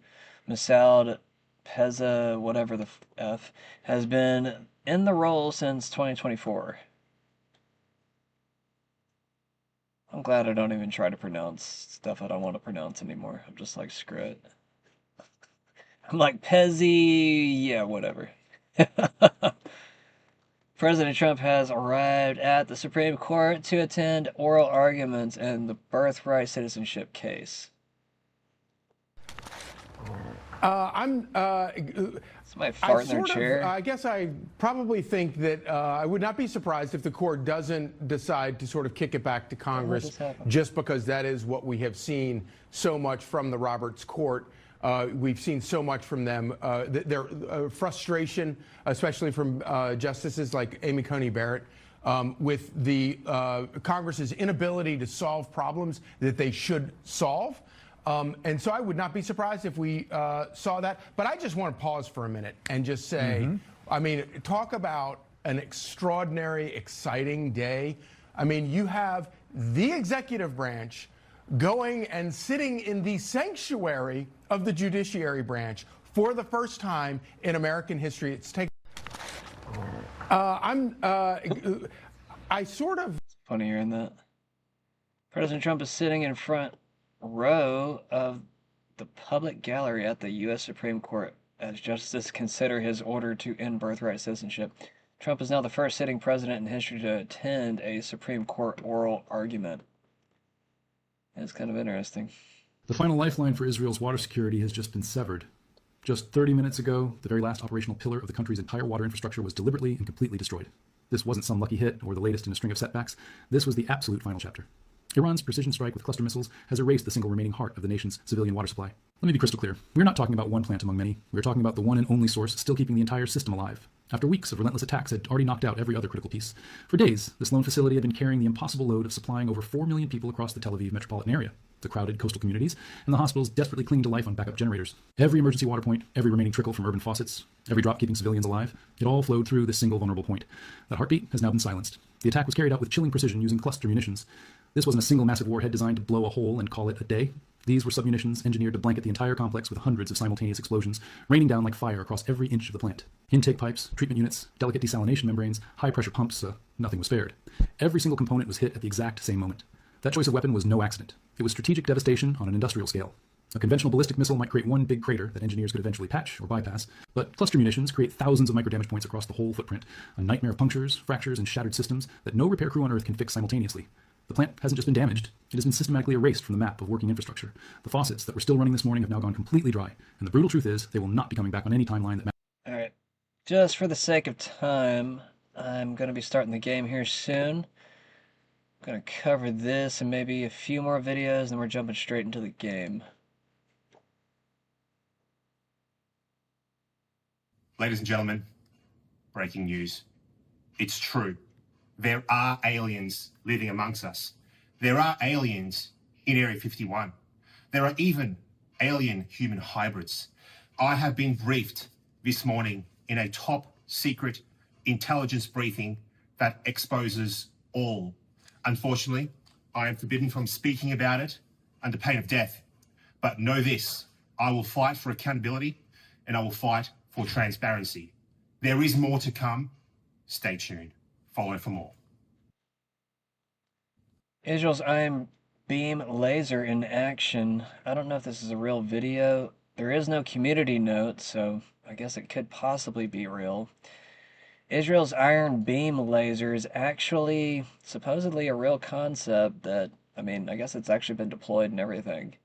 But these cheaply shoot down supposedly ballistic missiles. I don't know if they actually shoot down ballistic missiles, though. I mean, that could just be speculation. They do at least shoot down drones and rockets and other slower moving projectiles, but I don't think that they're capable of actually shooting the ballistic missiles, but I don't know. Y'all tell me if you think I'm wrong. Yo! אוי ואבוי. למה הם רצים? הם בורחים? לא, כי היו התראות. לנו לא התראות, זה מעלינו. וואו. זה לא מעלינו. שם לא התפוצץ, ההוא לא התפוצץ שם. בוא. יש שם אחד... שומעים את האזעקות של הקריות? הנה, תראי כמה. יואו! יואו! I want to say this is an older video. אבל... אבא שם שצילום. אבא שם שצילמתי. וואו, תראו למה זה נפילה, זה לא נפילה, משם יש מערת. הנה אחד נופל, היא נופל. לא, שלנו. תפסתי, יופי. הם ישמור. בוא'נה, הם נמוכים. מצרר, תראי אמא. וואו. וואו. וואו. הרסיסים. הנה, נופל. איפה את רואה? הנה. לא, זה רסיסים של רסיסים. נופל. הנה, בצד ימין נפל. לא, שם נופל אחד. אתם רואים? כן, שם הוא ייפול. Elohim. That's all I understood. Israel has officially deployed Iron Beam, a high-powered laser air defense system developed in partnership with the United States. It's actually an older post. Just trying to match it up with the other one, though. I'll turn that music off. Show it in action. I don't want to see these ugly people. That's all you got? Alright, I'm out of here. Alright, we got Dr. He's not any better. The big one would be this, what Werner von Braun warned about on his deathbed. He said, he said, we are going to hoax an alien attack on the planet. It's all a lie, but it will trick and fool almost everyone. So we're trying to expose that. But see, if this festers much longer with that group that have the technologies I'm talking about, in a minute they could stage this and it would fool. Well, it had. I mean, look at what they've been doing for decades, fooling everyone. Everyone's saying, oh, those are alien events. And, you know, our military guys chasing these objects thinks those are military, right? But they're not.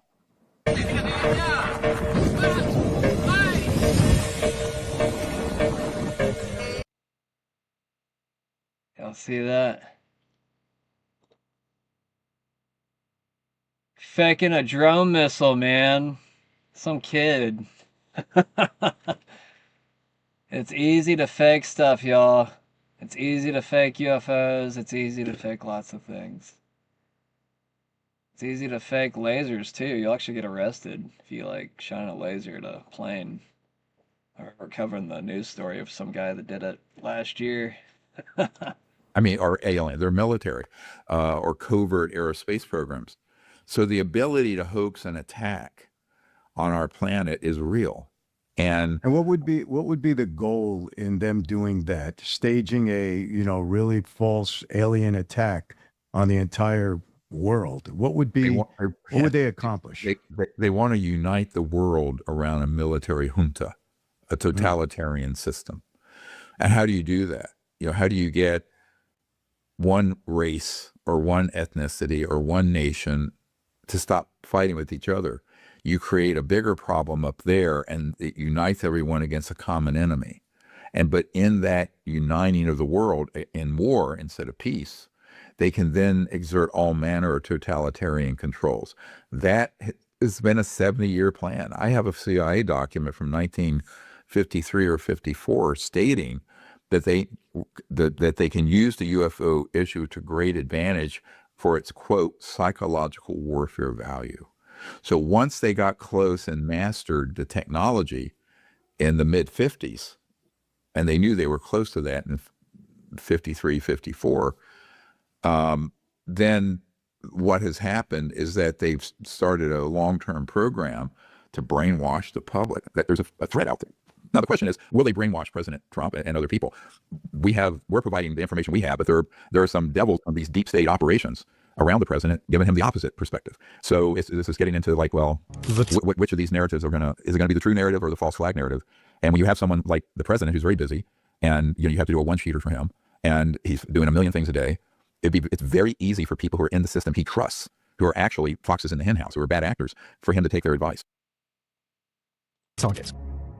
Now, before we can understand what it means to attack Kharg Island, we have to start by discussing Kharg Island itself. Despite the world's intense focus on the Strait of Hormuz, Kharg Island is located in the northern Persian Gulf, much closer to the Gulf's Iraqi shoreline than the Indian Ocean. While it's a mere 25 kilometers from the closest point on the Iranian coastline, Kharg Island is around 60 kilometers from the city of Bushehr, the site of Iran's sole nuclear power plant and the country's most important commercial port. Just 180 kilometers from Bushehr is the major city of Shiraz, home to about 1.6 million people, a major refinery, and the economic center that southern Iran relies on. What that means, in a practical sense, is that the export facilities on Kharg Island are the most important site in one of Iran's most important regions, meaning that the region is especially important to the Iranian military. This is a region with a well-developed civilian infrastructure, a large presence from the Islamic Revolutionary Guard Corps, or IRGC, and most likely the hidden weapon stockpiles to match. Then there's the island itself, a low-lying coral outcrop with an elevation of just 70 meters at its highest point. With a land area of roughly 20 square kilometers, Kharg Island is basically flat, basically triangular in shape and surrounded by deep waters to enable the transit of oil tankers. The island is not home to any substantial vegetation or other territorial obstructions, except for a relative high ground near its southern edge. It does, however, have its own supply of fresh water. The island's coastline is mostly sandy and gradually sloped, making it an ideal candidate for an amphibious landing. While the island is located near several offshore oil fields, it is not the site of any onshore oil production. Instead, the island is host to the major oil terminal we mentioned earlier, a sprawling facility that takes up the majority of the island's available land area. That's mostly because of the island's topography. The waters off most of the Iranian coast are shallow and rocky, and from Iran's vantage point, it was easier to just route the vast majority of oil exports to Kharg Island than try and construct new deep water ports off the mainland. To give you an idea of the size of the operations on the island, the landmass hosts Kharg City, a restricted access area that's home to roughly 8,200 long-term or semi-permanent residents. The island receives oil transfers from the Iranian mainland through a network of submarine pipelines, and it's also fed through pipelines running directly to Kharg from a trio of offshore oil fields, bypassing the Iranian coast entirely. Once crude oil reaches the island's storage space, can accommodate up to 28 million barrels at a given time. That crude oil is then refined on-site before being transferred to the export terminal, where Iran boasts the capacity to host and load 10 petroleum supertankers at once. Operating at full capacity, Kharg Island can export up to 1.6 million barrels of oil each day. Of course, people in charge of Kharg Island are well aware that Iran is currently at the heart of a major regional conflict, and as such, the island is not the same today as it was prior to the start of the war. Across late 2025 and early 2026, Iran offloaded oil from Kharg Island much faster than the terminal accepted new shipments, with a very high proportion of that oil traveling toward China. As of now, exports from Kharg Island have slowed down dramatically, although Iranian ships are still able to transit the Strait of Hormuz and have been left alone by US and other foreign naval vessels. While the island did host a substantial military presence prior to the war, including forces based at Kharg Island and its 1,800-meter runway, those forces took a beating from the United States Air Force on the 13th of March. On that day, US Central Command claimed that it had targeted over 90 Iranian military sites across the islands, although according to both Iran and the US, the island's oil infrastructure was spared. The US indicated that it destroyed, quote, naval mine storage facilities, missile storage bunkers, and multiple other military sites. US President Donald Trump claims that the military forces based on the island were, quote, totally obliterated. As of the time of writing, the extent of the surviving military infrastructure on Kharg Island is unknown, assuming any infrastructure has survived at all. Satellite imagery obtained after the strike reveals that exports are still ongoing, while blast damage is visible at several locations. And there's one final question to ask about the island itself, although by now we suspect that the answer might be obvious. Why would the United States want to capture it? And in a word, of course, leverage. By seizing control of Kharg Island, the US would be able to use it as a bargaining chip to essentially hold the Iranian economy hostage. The US could control the docking and loading of oil tankers, it could shut down the island's refinery, it could obstruct or cut off access to pipelines, and it could even threaten to destroy the facility itself unless Iran complies with American demands. According to recent reports by Axios citing multiple well-placed US officials, the island is among prime candidates for what American planners are calling a, quote, final blow to end the conflict. While the US is purportedly considering attacks against other islands near the Strait of Hormuz or a blockade or the seizure of Iranian ships leaving the strait, the capture of Kharg Island would deliver unparalleled leverage for Washington.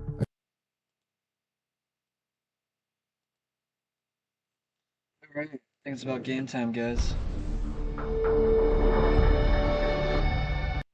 That on the screen yet?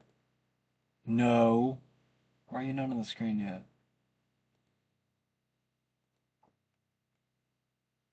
Hell.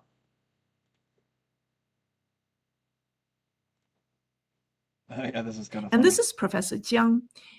And his sudden prominence, I would argue, is not accidental. So on March 20th, Tucker Carlson aired an interview with Jiang. I call him Professor Jiang, but he's really not a professor. He's a Canadian Chinese. His Chinese name is Jiang Xueqing. Soon after, several independent US outlets, including Breaking Points, followed up with their own interviews, I believe. So within just a few days, these appearances accumulated over 8 million views. And just like that, this Beijing-based English-speaking YouTuber was propelled into the center of American public discourse. But here's the first thing you need to know. He's not a professor. He is someone who has spent many years in the education sector in China, teaching or holding administrative roles at institutions such as Shenzhen Middle School and the affiliated high school of Peking University. These are all government-owned education institutions. Right now, I think his public identity is that of a teacher working at a private high school in Beijing. And yet he operates a YouTube channel from within China. So how did he rise so quickly? The immediate trigger can be traced back to a classroom video he uploaded on May 29th, 2024. In that video, he made 3 predictions. First, that Donald Trump would win the 2024 election. Second, that the United States will go to war with Iran after Trump wins. Third, that the United States will ultimately lose that war. Because the first 2 predictions have come true, some Western audiences began calling him China's Nostradamus, a reference to the 17th century, is it 17th century or 18th century? I think 17th century French prophet Nostradamus. And his third prediction, that the US would lose the war in Iran, it resonated. His framework is simple but powerful. He argues that a US-Iran conflict would turn into a prolonged war of attrition. Iran, through proxy forces such as the Houthis, Hezbollah, and Hamas, will rely on low-cost drones to counter expensive U.S. defense systems, creating what he calls a cost asymmetry. In his scenario, or in the scenario he describes, he argues that the U.S.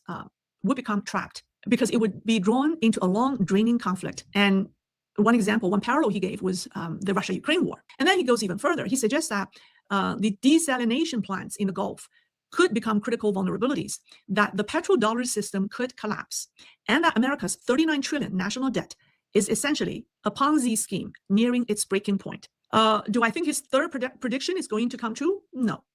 So why are these ideas gaining traction? Because they tap directly into something deeper. They resonate with audiences already concerned about U.S. decline, particularly right-wing isolationists and the anti-establishment voices, skeptical of the financial system. In other words, he's not just offering analysis. He is reinforcing a narrative that tells people exactly what they are already inclined to believe, that the war in Iran is draining the U.S., that America is weakening, that its system is unstable, that its global dominance is coming to an end. But when you look closer, the foundation of his arguments raises serious questions. His content blends in a wide range of conspiracy narratives, from claims that Israel controls the U.S. government, to the Greater Israel Plan, to secret organizations like the Illuminati and the Freemasons, and even the Great Replacement Theory. So taken all together, these ideas form a single overarching message, that America will fail, and the West will decline. And that message aligns almost perfectly with a broader narrative that Beijing has been promoting for years. The East is rising, the West is declining.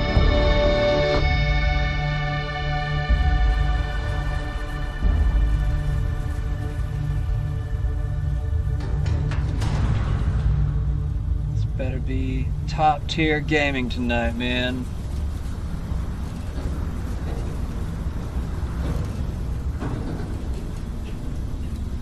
On a storage crate. What's up, babe? Seals are good. Oxygen's good. Just do what you did last time, and you're fine. Follow my one simple rule. Hella, what's my one simple rule? Listen to Lynn. Boss lady knows best. Exactly. Listen to me. Mining's just like any other job. Go steady, go safe, go home with a pocket full of credits at the end of the day. Yeah, totally. It's just like, I work in the Star Dock, except with more cave-ins, lasers, and accidental dismemberment. Very helpful. Thank you. You're gonna be fine. Your first outing was solid. And, let's be honest, it ain't exactly astrophysics. That's why I keep him around. Good pep talks. Yeah, and the fact that I can pinpoint a helium deposit from 300 meters. Not untrue. A shame we won't find any down here. But the metal deposits alone should pay for our own helium. Hell, after this, we'll have enough jump fuel to bounce from one end of the settled systems to the next. Hey, more minerals, more money. And so the cycle repeats itself. Can I move yet? No. Just no more I have no legs. jumps in the house for room space, okay? He's just a big baby. There are worse lives. You know, most Dusties don't even make it this far. I have a good feeling about you. Group hug now or at the end of the shift? One of these I have a days, better feeling when I can see my body parts. Promises, promises. No hands, no nothing.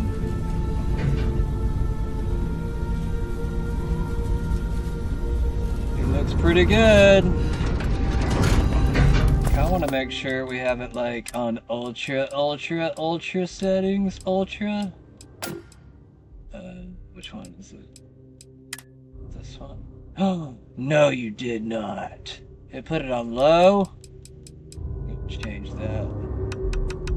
Ultra. Oh. There's one other thing I gotta do real quick. Make sure we go ultra tonight.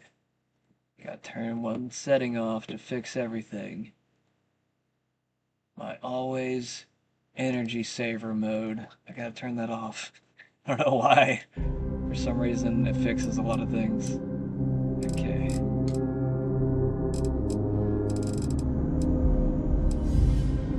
Is it like a automatic mode? I can't believe it started in freaking low. It looked pretty good for low. I'm not gonna lie. Alright, is that all I gotta do? Okay, let's see what we've got. Is that ultra now? Let's make sure it didn't like...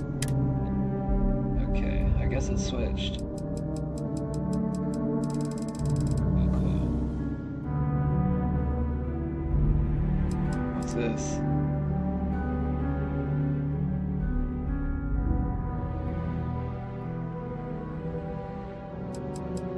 I don't know, man. Screw with it later. A little longer. Grab some samples? Always. But not you. Check on Isabel. Make sure she eases up on the breach. I don't feel like getting buried alive today. Roger that. Remember, Dusty, keep your breathing steady. And never take that helmet off down here. You shut up and give me a gun. Don't extend this far. Yeah. Give me a mining laser. We drill on a rock with breathable atmosphere. Know what I love about working in Freestar Collective space? You like working here, bro? Fewer regs. A job like this in the United Colonies? Huh. Reams of red tape. I want to do this shit. Give me a space laser. I'll mine some shit.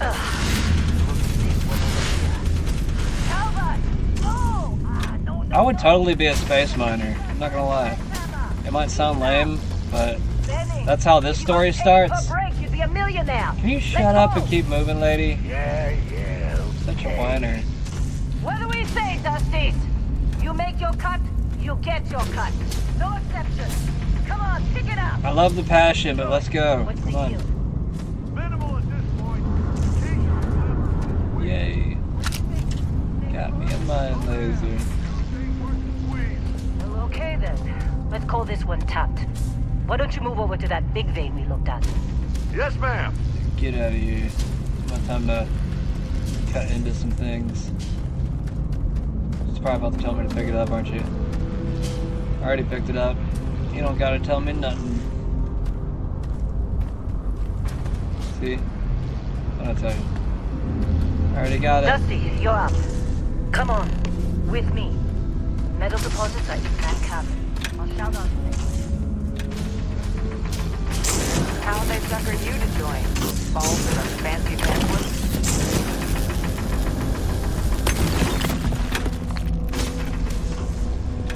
I'm busy. Anyone else bother?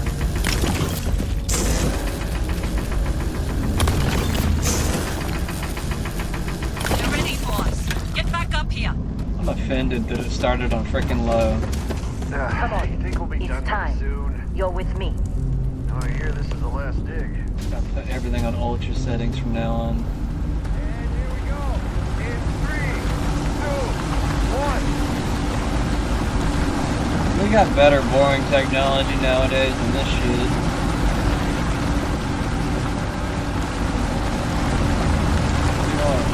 Let Helen do his job.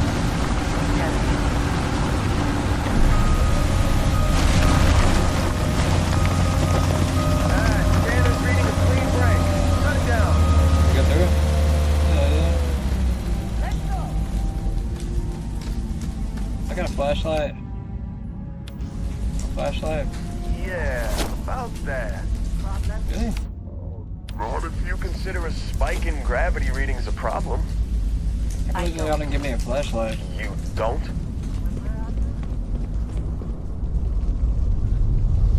Okay, now you're starting to freak me out. Relax. It's just another job. Come on. I'm getting bored We're up getting here. close, I think. Yeah, everything is just... Lynn, seriously, there's something really effed up about this. Let me look at it. Where is it, Hella? Through there, I think. Okay, you're up. Something goes wrong in there. We'll come get you. Yay, it's my turn. Okay. So I seriously don't get a flashlight? Still getting weird gravity readings. I guess that's a good thing. Just keep going. Oh, there it is. Why didn't that work the first time? I pressed that already. Do you see anything? I see floating rocks. I see goo.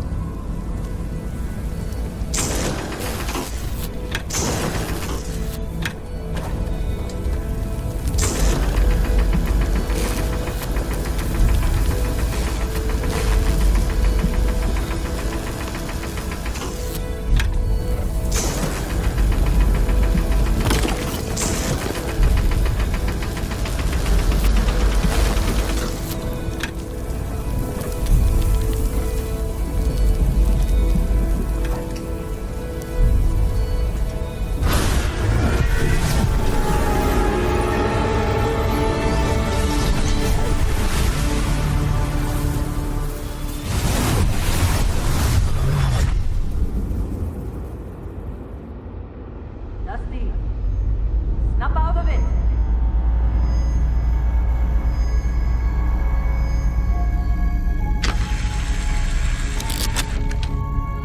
Hey, come on. Come on. Okay, take it easy. You were out cold.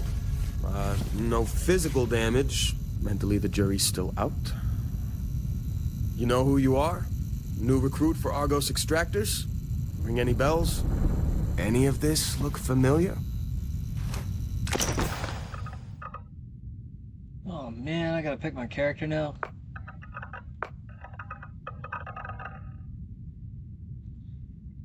What should I be this time, guys? I think I was an Indian with like blue hair last time. I don't know what I should be this time. I can't be an Indian again. I talked to way too many Indians on the phone now. It's kind of getting on my nerves. I can't be an Indian again. I'm sorry. What am I gonna be? Am I gonna be a white girl? Am I gonna be, I don't know, what other options we got? We got Asian dudes. We got black people. What other options we got? We could make up a race if we really wanted to give that a shot. Can we be an alien? No alien options? Go through these options, see if we get any ideas. She needs to lose weight. I'm not gonna lie. That's rude, I shouldn't say that. He looks Iranian. Should I be Iranian? I could totally be Iranian. Nah, he's kind of ugly. Not gonna lie. He's fat. It's kind of doesn't appear straight. She's kind of, I don't know. She's kind of punk. She might be gay, but it doesn't really matter. She actually looks pretty real, actually. What's up, brother? Guy looks like one of my neighbors. I'm just kidding. I'm kidding. That looks like the guy I ordered pizza from. Like actual pizza, like the food, not all your weird code words and shit, you assholes. Gotta ruin food now. You gotta ruin every freaking food. You gotta ruin tacos. You gotta ruin everything, don't you? Why is there a freaking old man right here? Old Chinese brother. Alright, I want to pick this faster. Who else we got? Lots of white people. Not enough diversity. That's why I picked an Indian guy, I think.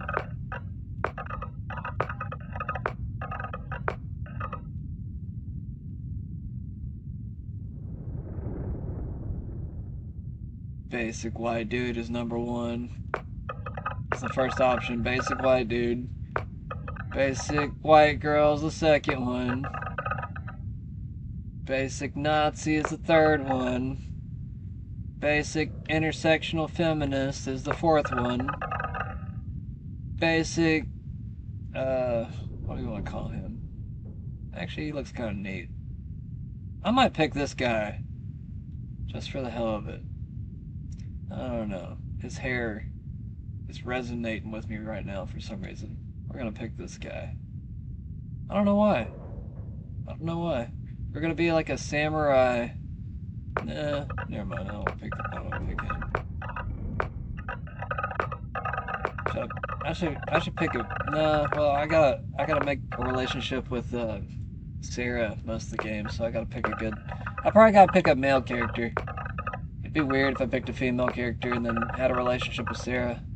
I'm gonna try to figure that out this time. You can do it somehow. I just don't know how to do it. I tried doing it last time. I tried having a relationship with her, and she was so freaking hard to get. She played hard to get. She played the fool. You know what I'm saying? You could tell she loved me, though.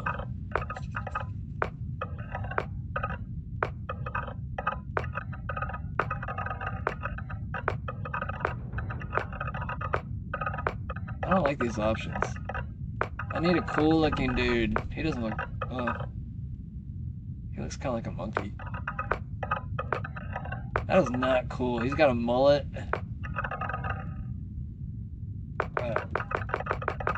Where's that Asian guy at? I'm just gonna pick him. I don't care anymore. I could make my own character. I just hate doing this shit. It takes too long. They gave me too many options. Where is he? He is. I'm going with you, bro. Care.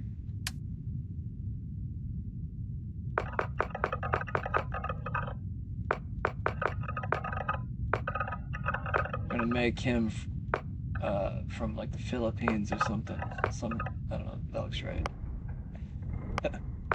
Maybe like that. I don't know. Somewhere in there. We got our Filipino. What's your name? What am I gonna name you? Oh shit, I gotta pick this too. Cyber Runner. Pistol certification, medicine. What was that last time? Yeah, I think I had Bounty Hunter or something. I want to pick something different. Cyberneticist? That sounds cool. Lasers. Personal laser weapons are widespread use across the settled systems, and specialized training can greatly increase their effectiveness. That sounds good. Able to withstand the galaxy's many dangers, so I guess medicine probably boosts your med kit ability or something. So many options. Why? Xenobiologist. That actually sounds kind of cool. Surveying. Humanity has access to untold alien worlds and the ability to decipher all the data, while on ground has become an essential skill set. Too many options. I need to just pick one and get out of here. Oh yeah, you can have a jetpack too. Forget about all the wonders. Long hauler. I'm just gonna freaking pick the same one I had last time.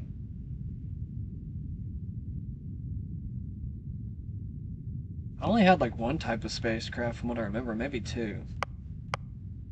Beast Hunter. I don't care, just pick one, bro.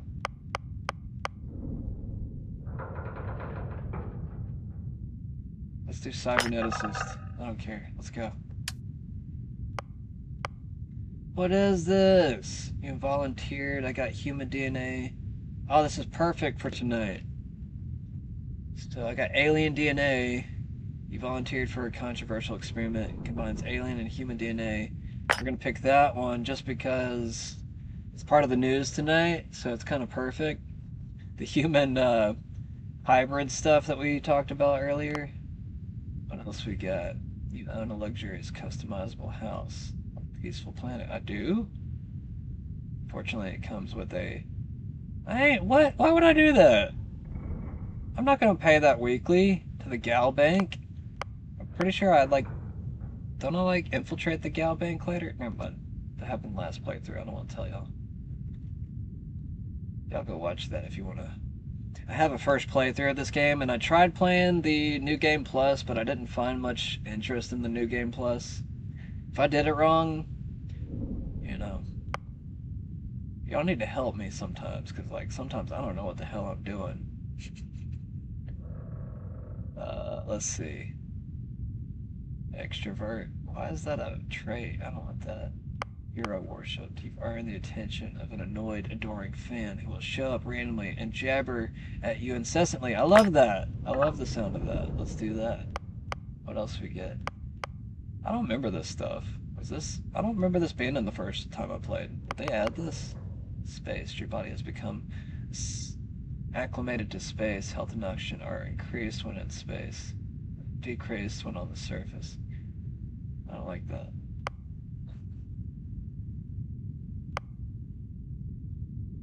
You never acclimated to space. I don't care.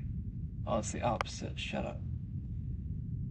Colonies. I need one more. Come on, give me one. Serpent's embrace. You grew up worshipping a great serpent? No, thank you. What does it say? You don't continue jumping regularly. I ain't doing that. raised enlightened. You grew up as a member of the Enlightened. You gain access to a special chest full of items in the House of Enlightenment in New Atlantis, but lose access to the Sanctum Universum chest. Oh, it's the Universal. Is that like the negative version? I don't know.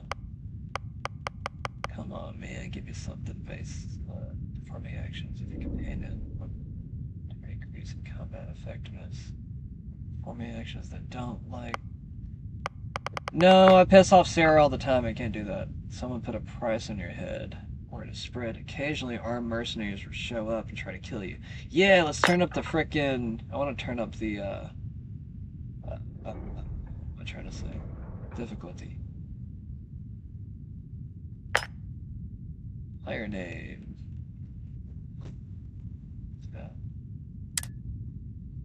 What am I gonna name him? We're gonna name him Kento. Don't ask me why. It's personal. I had an ex-girlfriend. Oh, I'm not gonna tell you that.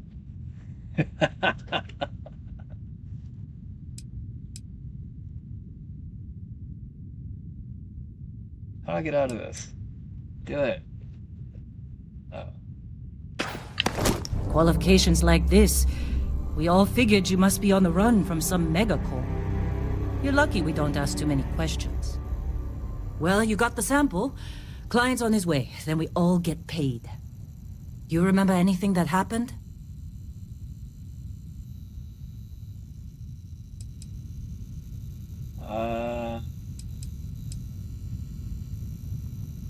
Easy there, high flyer. Probably just the endorphins kicking in when you passed out. Don't go having an experience on me. You'll walk it off. More importantly, we got what we were looking for. All this trouble for that stupid thing? Sure don't look like much. Never mind what it looks like. It's worth more than this mine has pulled in all month. Will be... Speak of the devil.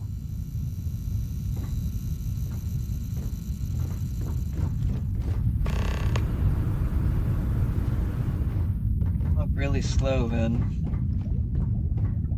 Our constellation client is here. The Let's go. Explorers group? I thought they were kind of a joke. Not a joke. You're just too young to know better. Hey, I'm just saying they got a reputation. Hell, I bet half the crew here doesn't even believe they really exist. Half the crew doesn't believe Earth exists, but it's still there. Same with Constellation. Yeah, but come on. Exploring space? Who does that anymore? Ain't the space we've already got complicated I do enough? it. Not to them, I explore apparently. space. All right, Dusty. Airlock. Put your helmet on. Where's my helmet? How do I put my helmet on?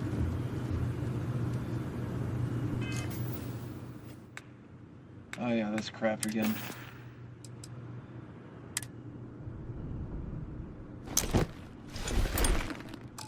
Where is it? I don't even see it in here.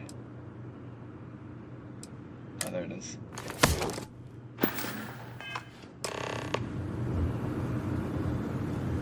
Oh. How did I switch?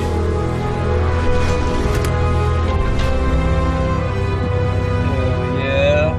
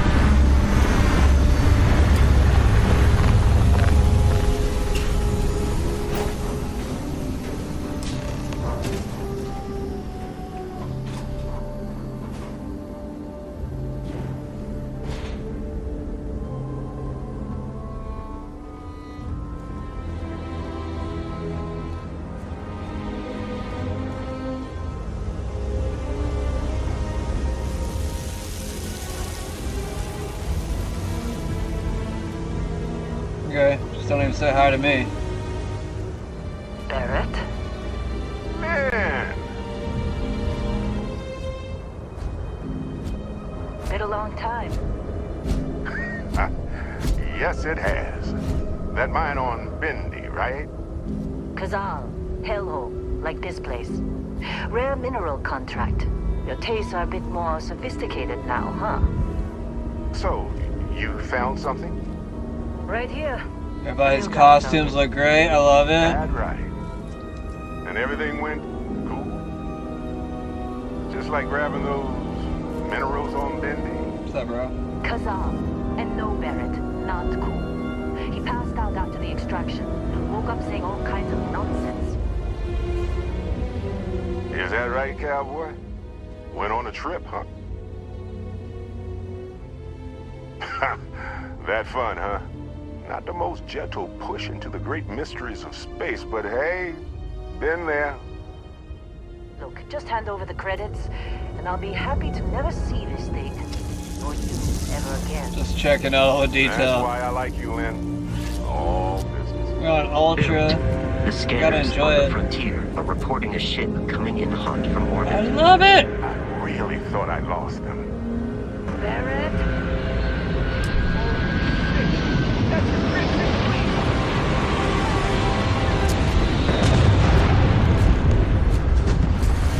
Grab a weapon.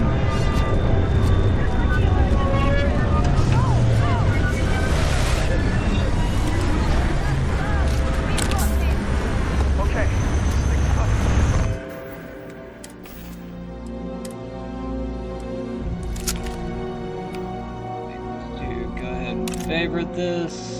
Favorite this too.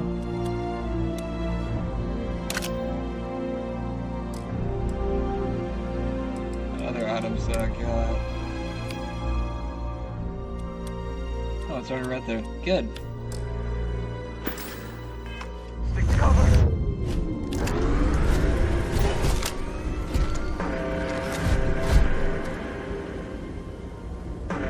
There's something out there.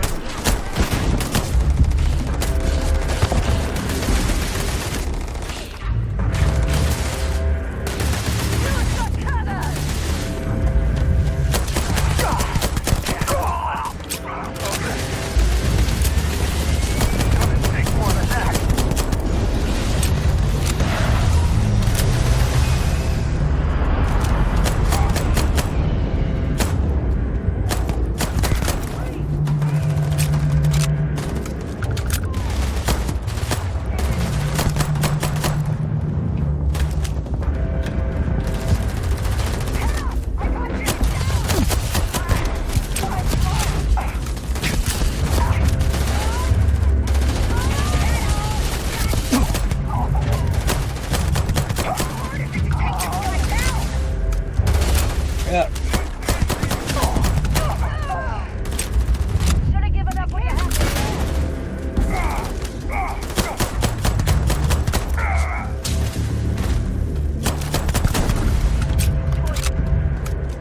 The other gun's out.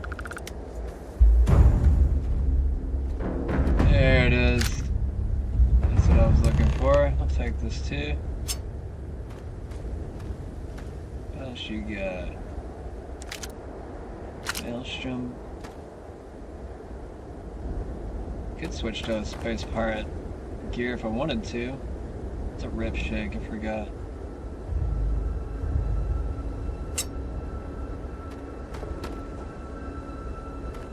That's good for now.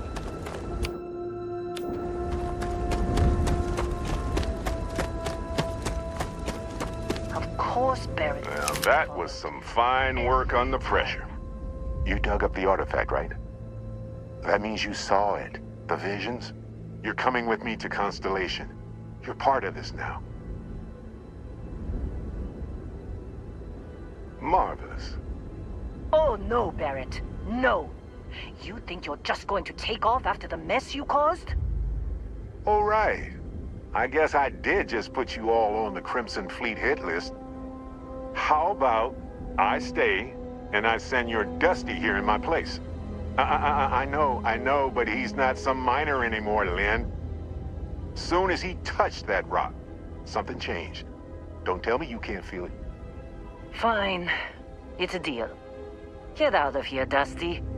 You're on to bigger things. Just go. Before I say something I regret. Well, like you love me. That's settled.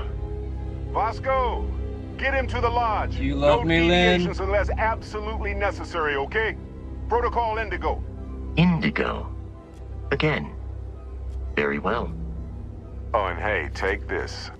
You'll find it very useful out there. And it even tells the time. Oh, I love it. I love watches. Not really. I don't really like it. It looks kind of old school, honestly. Hey, look at that. Who wears watches? The watch fits you year, perfectly. Now, I don't know. Questions? What year is it? Why send me? Shouldn't you go? Technically, it's not even mine. Consider it a loan. Vasco will keep you on course. Besides, I'm making an exception since you can tell Constellation about that vision you had. See, that's the problem with the settled systems. Too easy to take everything for granted. While everyone else, without us, the galaxy is just a big room with the lights turned out.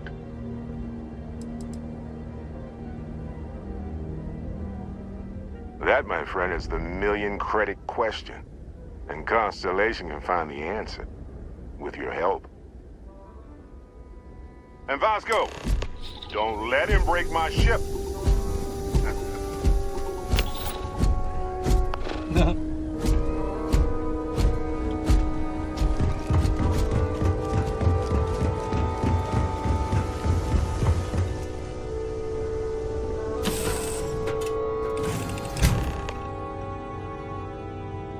Captain, I assume you know how to fly a Class A starship.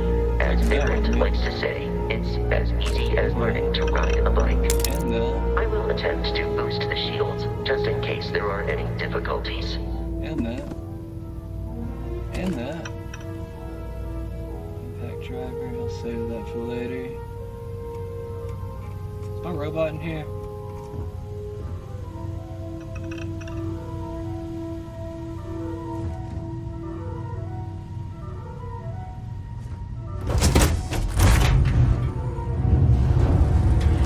Here?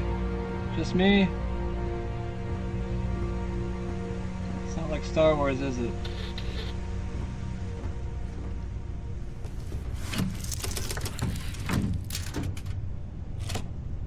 Shields ready. The rest is up to you.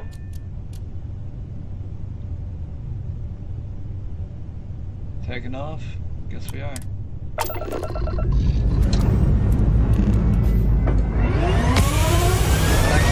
Control my ship this time.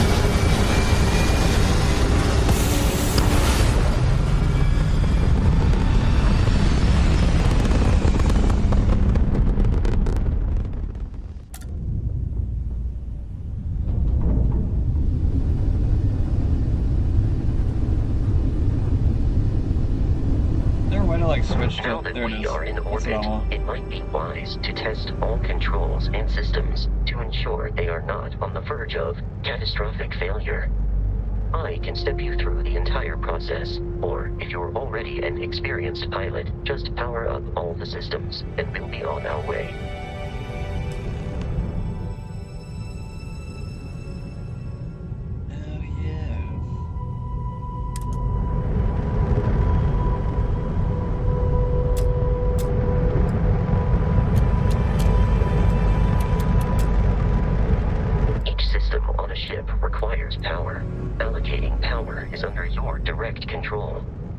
Let's go over the engines. Engines control our maximum speed. Try increasing and decreasing our relative velocity.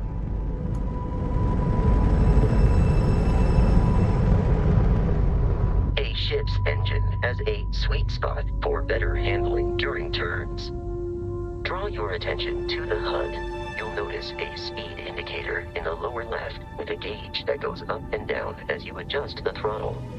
Try to center the gauge so that it lines up with the center of the vertical bars to its right.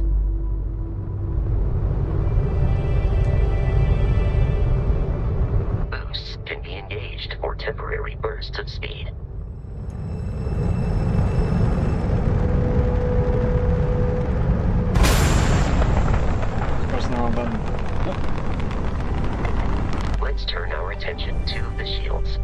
Try adjusting power to the shields. Notice more power increases their strength.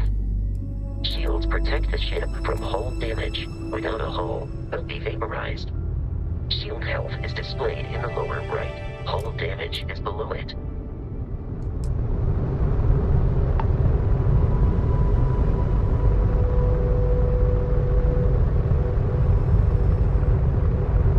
You've proven an adequate pilot. Are you familiar with ship combat tactics? Because that's a Crimson Fleet ship bringing its weapons to bear.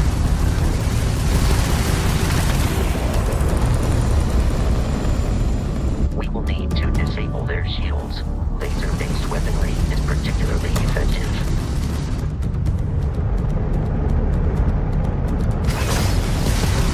If you can keep the enemy ship centered on the HUD, we can lock in to fire a homing missile. The enemy shields are down, Captain. Ballistic weaponry excels at damaging the hull once shields are offline. Take him down!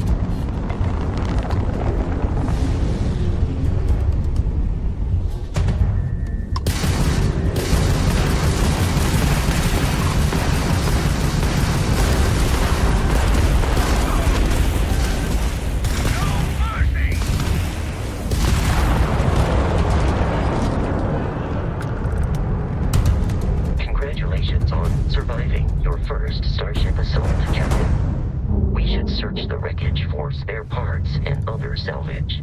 You will need to fly close to it before we can access the remains. Next to it.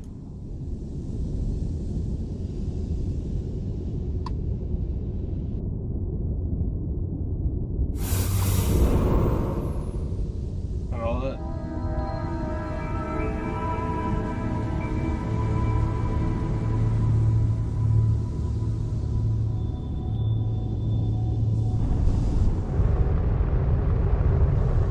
Two more Crimson Fleet ships are jumping into our location, Captain.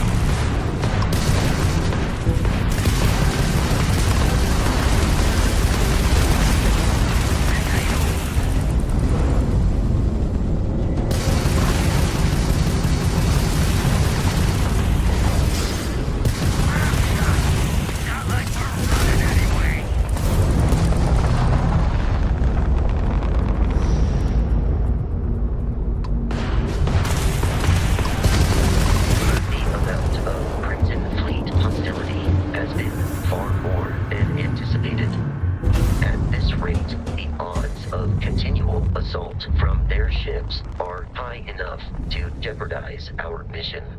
In short, they are after the frontier and will not stop. We will need to deal with the local Crimson Fleet captain. A recent scan indicates an abandoned facility on the nearby moon of Crete, a perfect staging area for pirates.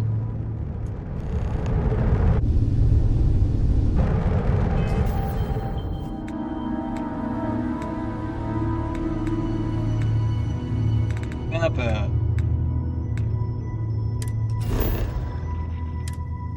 Been a while, guys. Is that where I'm going?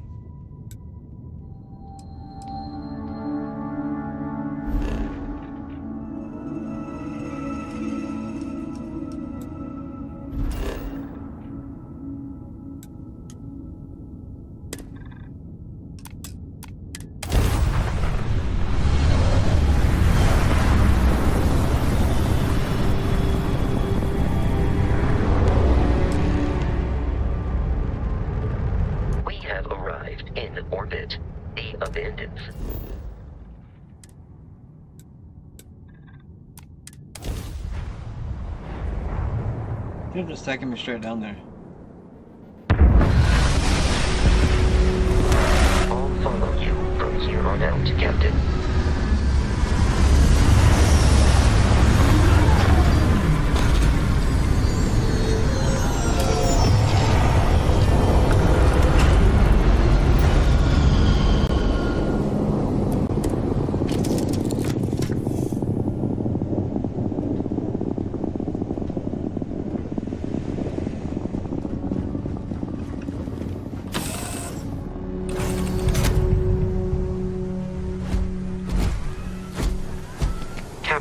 Protocol Indigo dictates that I am to return to the Lodge with no deviations. We are here to stop the Crimson Fleet from pursuit. Nothing more.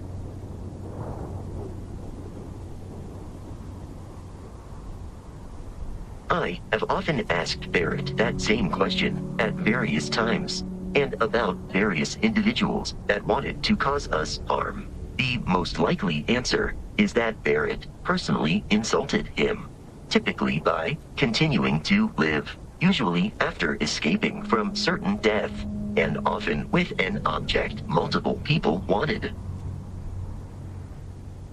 Constellation is an explorers society founded over 50 years ago with the mission of seeking out the unknown. Members often engage in expeditions in small groups, typically 1 or 2 people, or like Barrett and myself, 1 person and 1 robot. The membership is intentionally limited and small. Should you join Constellation yourself, you will be the 10th active member.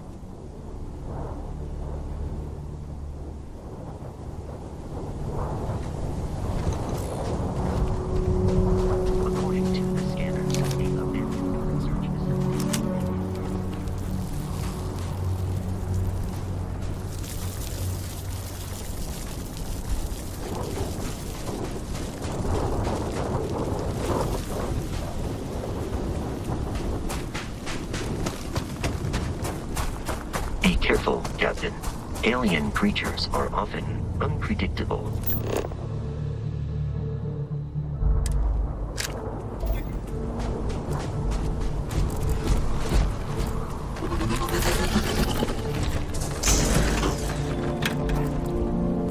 I'll scan it.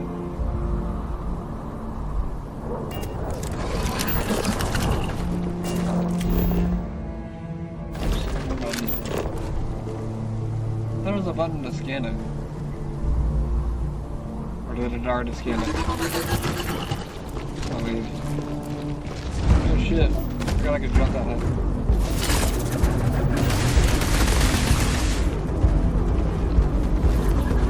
Sticky handle.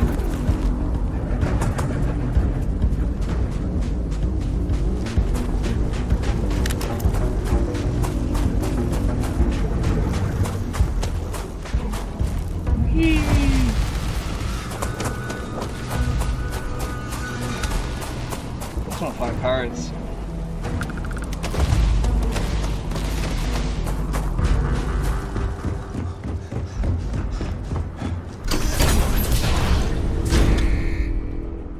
Just leave the door open. Curious, these are United Colonies markings, but we are in Freestar Collective space. It then stands to reason that this was once a secret UC facility.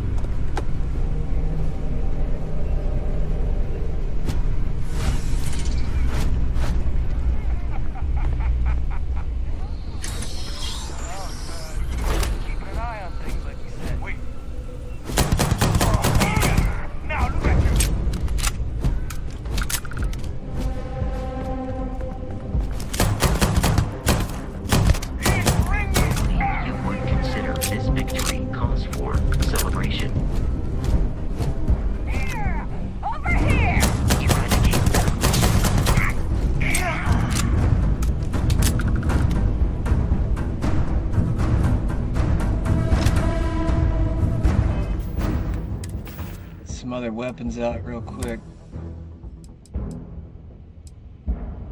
Got some Grendel. Some Maelstrom. Oh, that's what that is. Let's put you right here.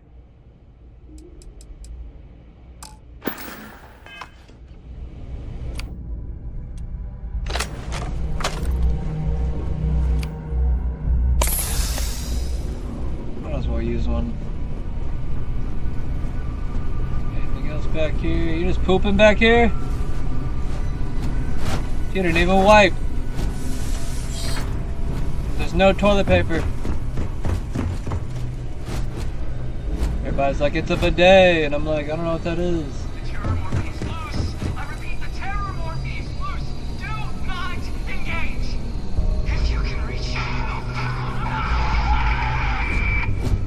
Can't believe they named it the Terrormorph. So cheesy. Classic United Colonies. Put something in a cave until it kills you.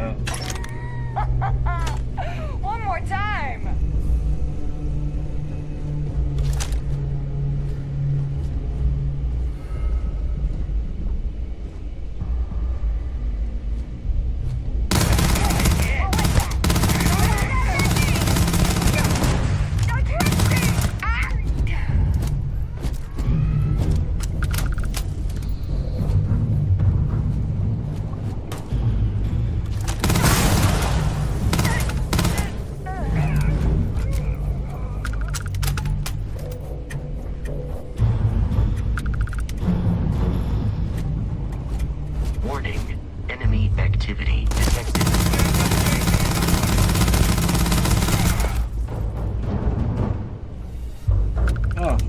All my ammo.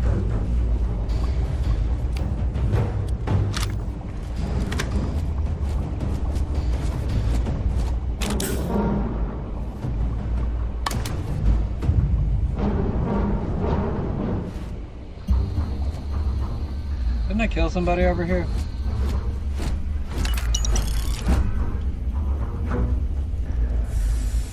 These scientists actually have some decent stuff on them. They broke out. The Terrormorph.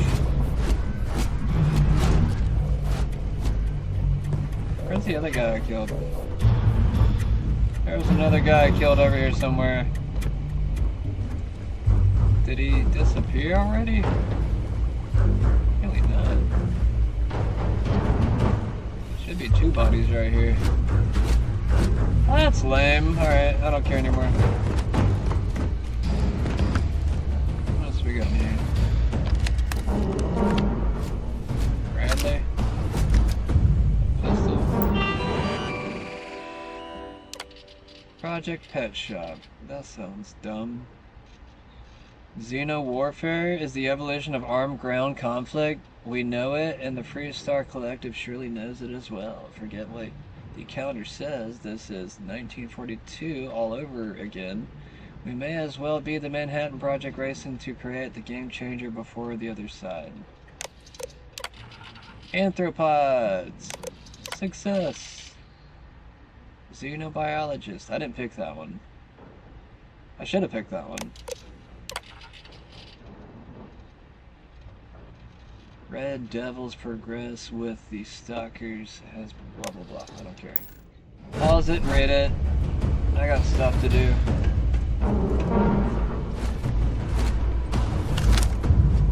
Like over here, like not even giving a shit.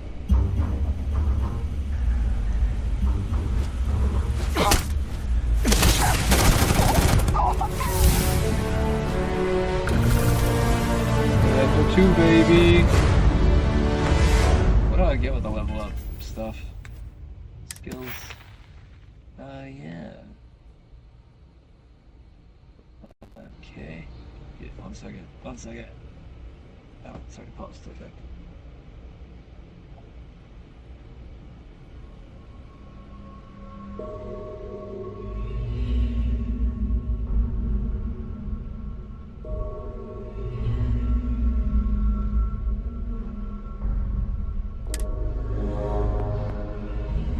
Lasers. Can't do it yet. Which one can I upgrade? Just this one? Or none of them? Can't even use it. Or can I? Maybe I gotta pick a different one. I think that's what it is. Yeah, what am I? Got a rifle right now. Oh, it's the next slot. I can't get to that one yet. Dueling? Can I carry 2 weapons?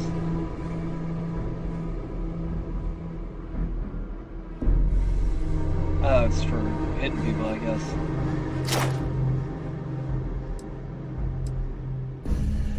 I want that one. Do that one.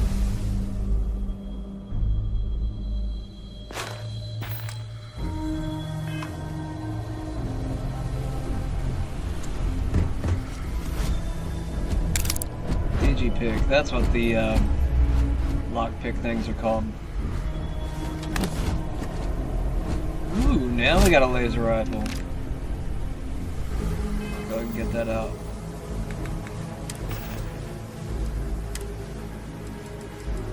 Look at that.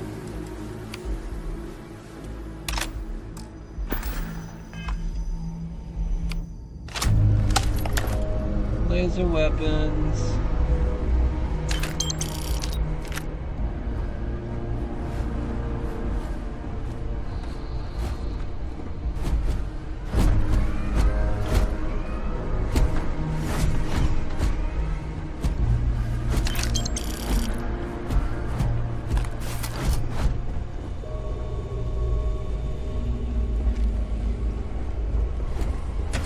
Listen up. Someone trying to jump our school. Hold them off here while Brogan sets up on the roof. I'm on it. No one's getting through.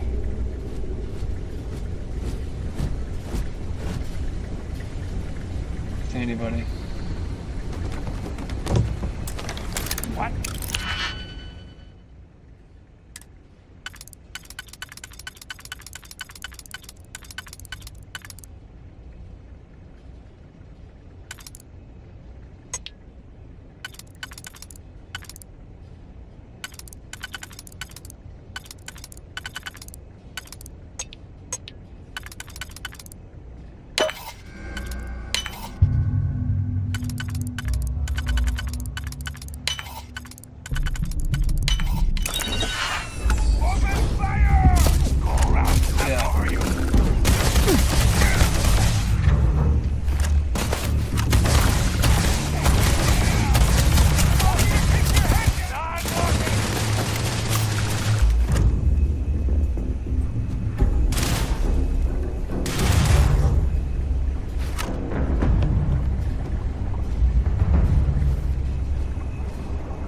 Where's he at?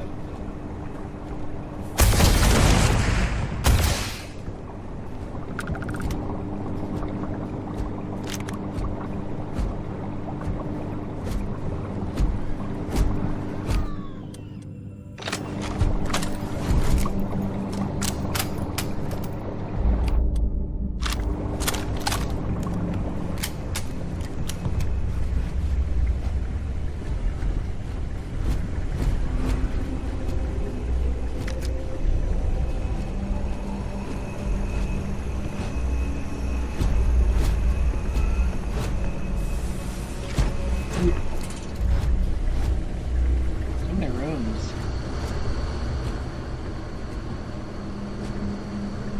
Y'all gonna have so many rooms, y'all at least have some real stuff I can pick up from them. No med kits, no nothing in here, just empty rooms.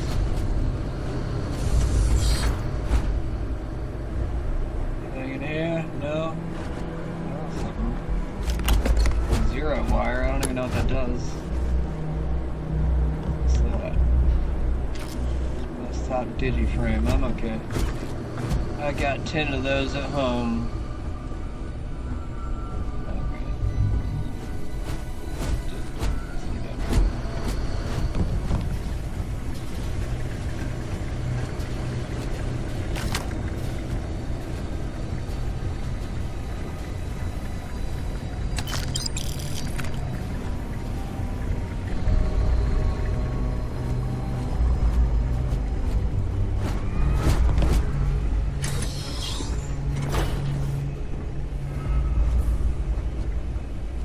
Dude, those TVs look so good. It's even got the reflection on the screen. Damn. I get impressed by stupid shit. Really? Don't do that to me right now. Got pretty good at these over time. Maybe. Yeah, we figured it out.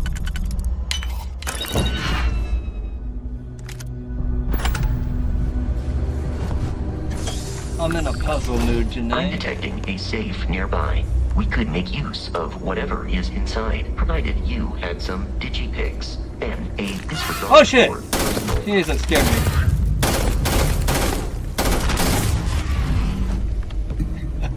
I don't know why that scared me.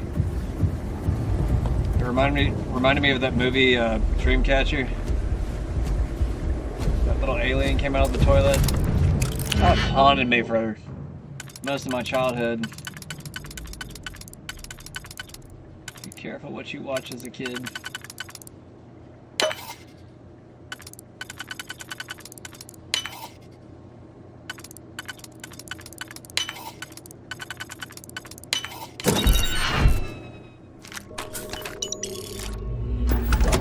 Yay, that was quick. I'm pretty good at those. Probably gonna regret saying that later.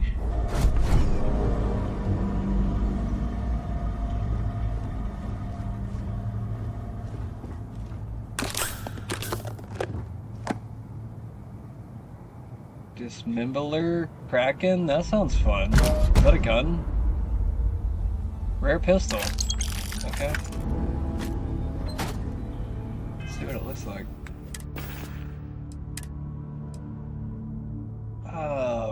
Oh yeah, I remember this gun. I don't really like it that much. I guess I could try it just to see if I can try to force myself to like it. It's really hard for me to force myself to like anything though. Yeah, I need to put this on here too. Sadly. Suppressed Eon. Is that a laser pistol?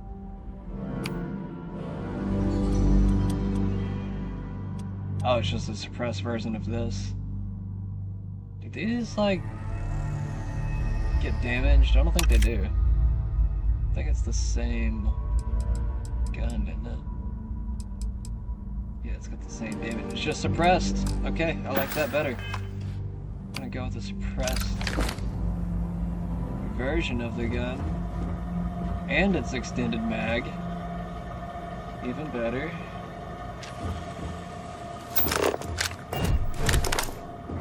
Where's my flashlight? I don't need it now.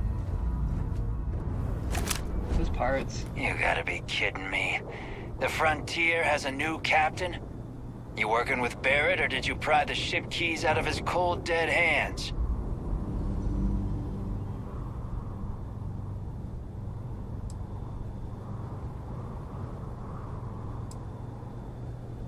Oh, this'll be fun. Programmed for combat. It is not my primary function. Hey, why isn't that blown up?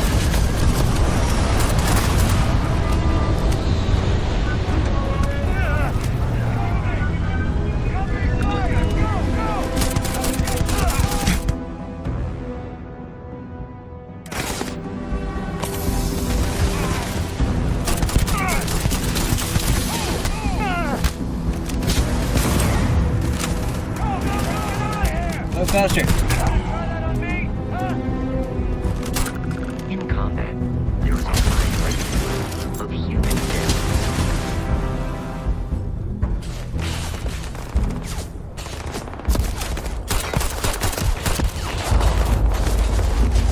No, I'm jumping.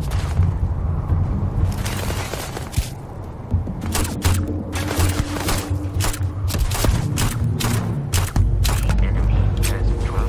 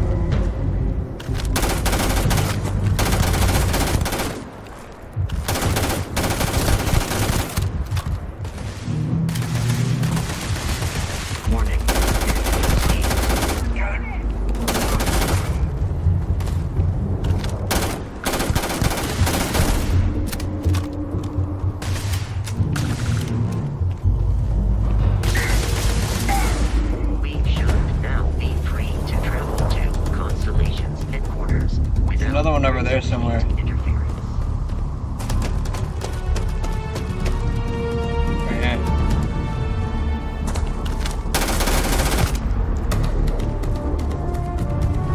Area is secure.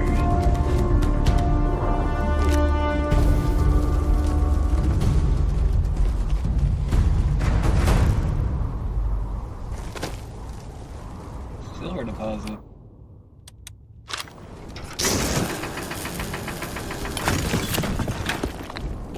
What do I do with that?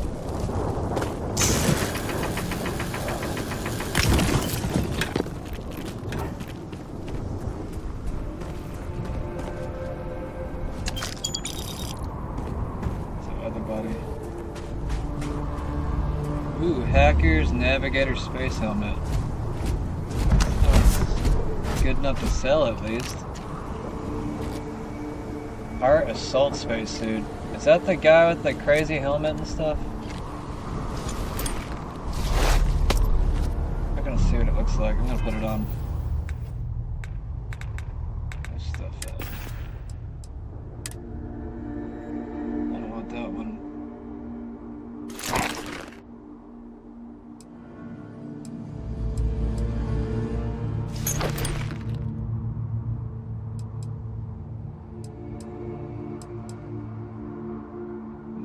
That one. Really? The mining spacesuit has more? Okay. Might sell that later. Where's my helmet's at? Hacker helmet? That's a hacker helmet? Hell yeah, I like that. Go with that one.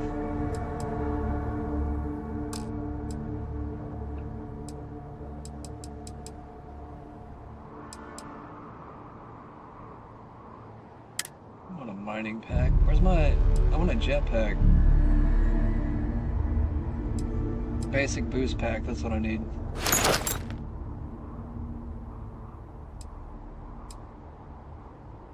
Airborne, 10%.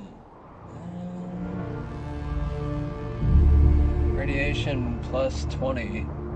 Is that a good or a bad thing? Let's just try it out and see what happens. I don't know, actually. It's weird. Hell yeah.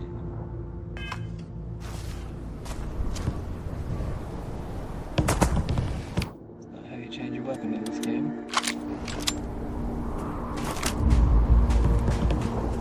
Where are we going now?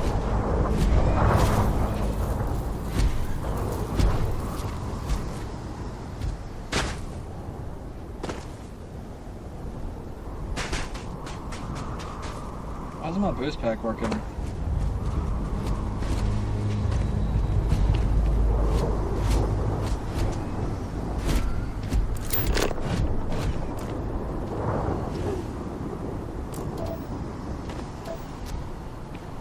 Going that direction?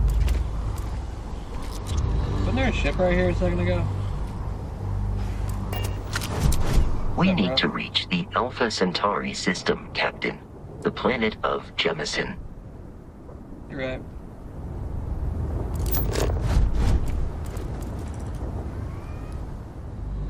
I can fast travel to it. Okay, cool. Save some time. Captain, to reach the lodge, we must jump to the planet Jemison in the Alpha Centauri system, and then land in the city of New Atlantis. Do not worry, this will all be directly from the menu. Second nature before too long. I already pressed the button, so I gotta watch this one.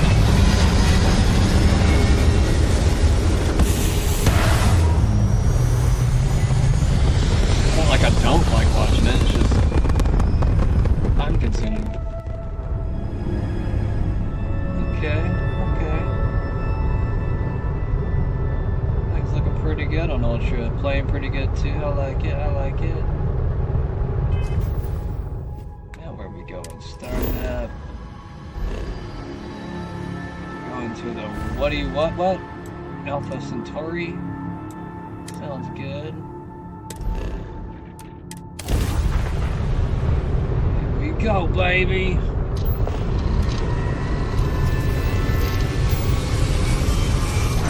Looks so much better now. Oh god. Can't believe I put up with the first time trying to play this game. So laggy. I will force myself through a game though. If I want to play it bad enough. This is United Colonies Security. Maintain course and prepare to be scanned. Scan complete. No contraband detected. You are cleared for landing.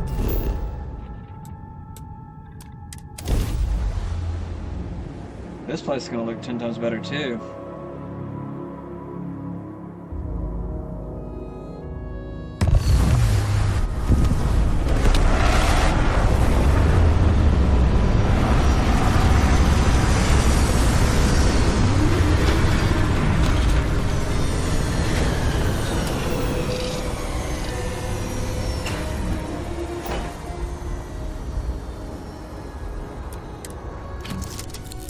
I need to press the X button. I keep pressing the get up out of the chair button. Everybody's gonna be like, why are you wearing that? I'm like, what? It's cool.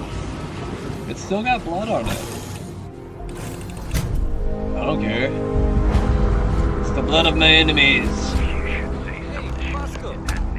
What? No Barrett? Let me guess. Protocol Indigo again?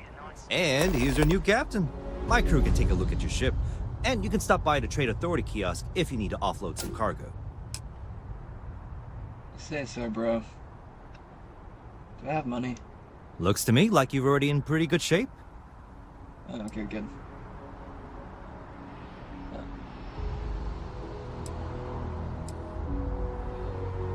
I'm sure you can find something you like.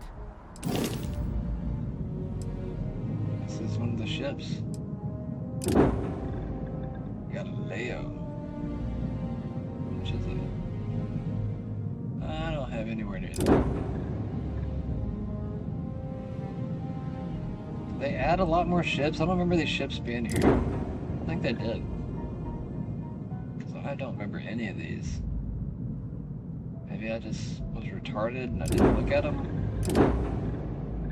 That is.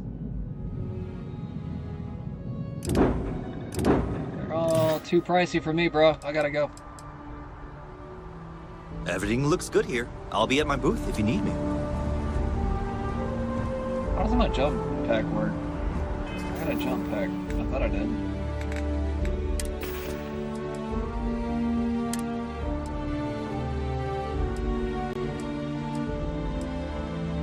Am I pressing the wrong button?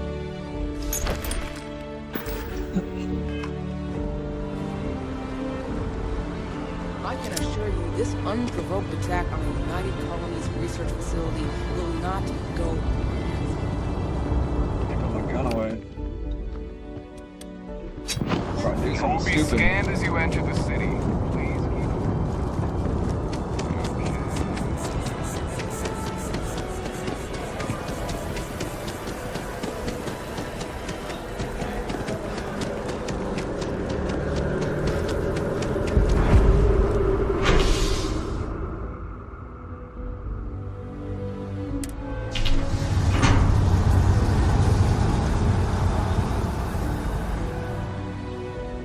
Does that have a rail?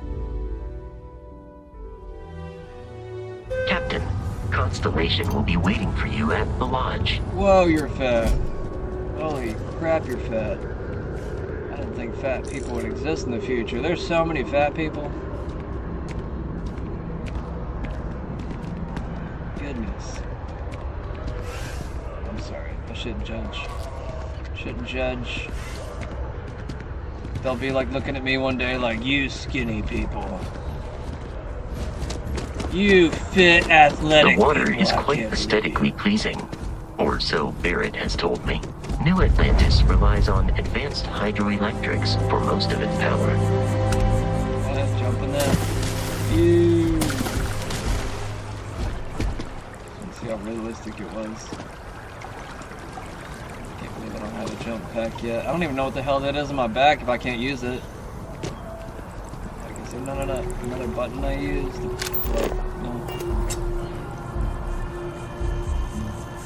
Man, this looks 10 times better. It's like playing another game now.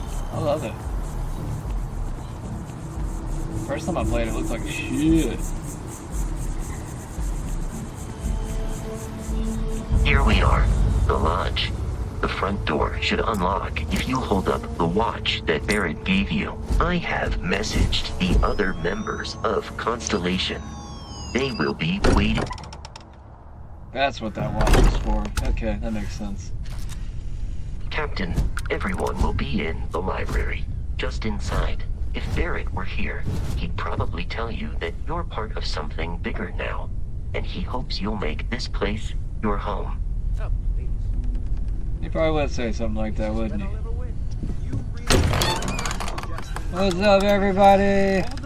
Hey! They don't know me yet. You two keep going on Different like this. reality, different universe. Serious. Try this again, Sarah. Welcome to Constellation. We have a lot to talk about. Would you care to tell us what happened to our friend? Sarah, Why you you're look here great. and he isn't? It's been a while. Pirates attacked. Barrett asked me to deliver the artifact. There we go. I see. Vasco, verify. All statements made have been factual. This is just typical. Barrett hands over our ship and our robot to some random employee of that discount mining outfit he uses. Walter. And if we hadn't insisted on installing those emergency protocols, I guarantee you this rock breaker here would be halfway to Neon. But that didn't happen. He's here with the artifact.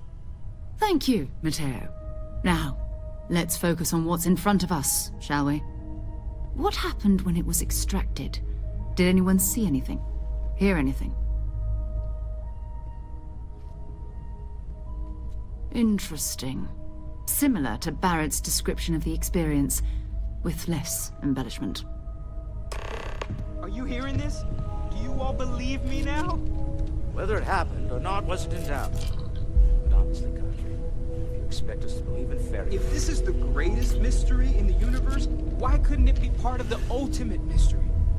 But gentlemen, can we please focus? Noel, I think it's time we tested your theory. Squeaking. Let's see. We know the artifacts react to each other. The pieces we already have move when they're in close contact. Now, if we add this new one to the two we already have... The artifact. If you could place it on the table here. That's it. Just like the others. And to imagine, we thought there were only 2 of them at first. Oh my god, that's it. They're reacting. Look at how it's coming together. That energy that's arcing between them, no manufactured material in the settled systems can do that. None of them. This proves... Easy, girl. Breathe. You'll have a heart attack. She's not the only one. If they're coming together, that means there's a set. Built by an intelligence outside the settled systems. Still 2,000 credits for our little wager, Godric? You're on, Walter. Well, if we had all the answers, it wouldn't be exciting, now would it? Not to take away from the moment, but what are we going to do about our new friend here? Gonna accept me into your club. Are you ready to get to work? See if exploration is the life you want to lead in this little universe of ours? So I get to join Star Trek? Whatever the hell they called it. The Star Trek Club. Alright, I'm in. Tell me what happens next. This is a little much. I need time to think about it. No. How much do you know about the artifacts? What are they? Individually, they're just odd hunks of metal. Another oddity from the uncharted reaches of space. As to what they are, what they're building, well, you'll be part of solving that puzzle now. Hell yeah. I love Sarah. I want to meet a girl like Sarah one day. Hopefully younger. She's probably in her 40s, I would imagine right now. I don't know. I'm just kidding. You want me in Constellation? What does that mean? We're all here because we're committed to exploring space. Humanity may have settled the stars, but that doesn't mean we should stop diving into the unknown. Beyond Hell yeah, that, Sarah. you'll be expected to use your own Go judgment. explore space together. Just like the rest of us. Just like old times. You should Get take it some from there, time to that get settled in. Introduce yourself to everyone. Some of our members aren't here, but you'll meet them soon. Come find me when you're ready. You still You got and them I are hazel, going to be doing some traveling crystal together. blue eyes. Get your feet wet. And here, I think you've earned something for bringing the artifact to us. In addition to credits, why don't we set you up with a backpack That with some exquisite boost leather jacket. capability? You'll need it out in the field anyway. Just mind your head.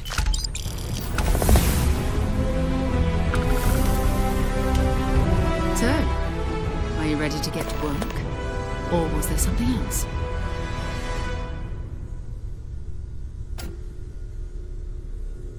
We're going to be doing some old-fashioned detective work. The artifacts are relatively inert once they're out of bedrock. That means people can pass them around, not even knowing what they are. I've been letting my contacts know to be on the lookout for strange metal objects. Get back a lot of noise, usually, but a tip from the UC Vanguard sounds promising. Felt the same way when I started, too. There's an electricity in the air when you know you're about to uncover something. But it's not just that. I want to take this opportunity to see how you handle yourself, and for you to learn more about us. I'm going to be sticking with you for this. We'll be traveling together until we either find an artifact or this lead runs dry. That would be amazing. Got it, you and me until we get the artifact, babe. We'll need to head to Mast. Check in with the Vanguard recruiting office where my contact works. And listen, excited. Whatever you were before or whatever Everybody you do looks once you're out great. there, I don't care. So long as you don't I bring love the UC marble. security to our doorstep. Every member of Constellation is their own conscience. Understood? Sure. Good. Let's take a little stroll through New Atlantis, shall we? Can we hold hands? I'm just kidding. Let's go. I am at your service, Captain. You're at my service? No, I want Sarah to come with me. You stay here, Roby. Robot. Roby. I actually like that name. That's a good robot name. Roby. Bye, Roby. What's up, babe? Sarah! Just like old times. It's like 2 or 3 years ago now since I played this game. Probably 2 years. I mean, I played it a few months ago, but... Did I play it? I think I played it on the other computer, actually. Probably played it on lower settings. Where am I even going? Do you have a death wish or hurt. something? I don't know. That hurt. Let's swim over here. No big deal. I don't think this is the right way. Pretty sure it's not, actually. I really want a jetpack right now.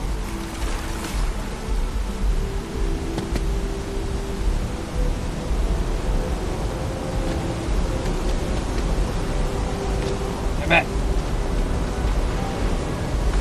Okay, this is not the right way. There's glass right there, idiot. Alright, Sarah, you didn't have to follow me over here. I already feel pretty stupid for coming this way.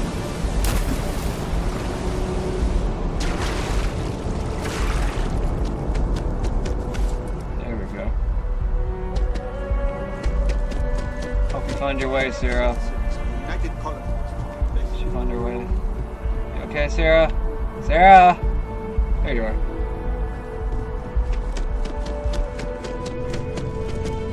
I was drowned for a minute. How does he know you?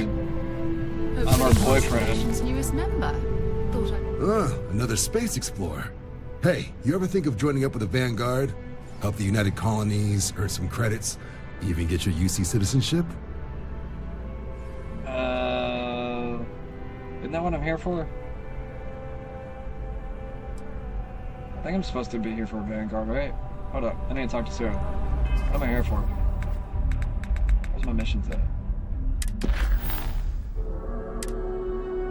Sarah's coming with me on my first mission. I need to speak to her in contact in the VC Vanguard about a possible lead on an artifact. Okay. So we just need to talk to her about other things. Another space explorer.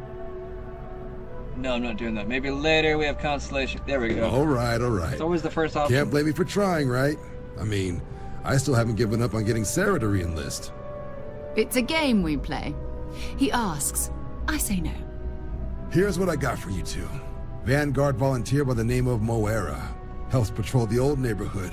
Sol, Mars, Neptune, you know. The Sol system? Which admiral did he upset to get that posting? He's Martian, born and raised. Not like I can get anyone else to care. Word is he's got some fancy metal ornament he's been showing off to the old grounders.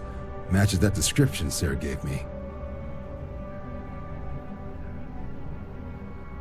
I'm just gonna hit the first option. I don't feel Sol like reading system all is that. a lot of planets, but a vet like Moera will be checking in at Sidonia on the regular. You mean hitting the bars, don't you, John? Hey, nothing wrong with a little refresh between patrols. Sarah's always judgmental, don't mind her. Anything for Sarah. UC always takes care of its own. Bro, come on now. Even the prodigal children. Oh, brother. You got a simp on her while I'm right serious here? about that recruitment offer, by Yeah, the way. dude. You just come talk to me when you're ready. UC is a good friend to have. Whatever, dude. Let's go. Let's go, babe. We go downstairs. Sergeant Yumi's looking for reliable people to help the guard. Probably gonna hurt. Contact him if you're interested. We'd all Drop appreciate right it. here. There we go. Better keep up, Sarah. I'm pretty fast.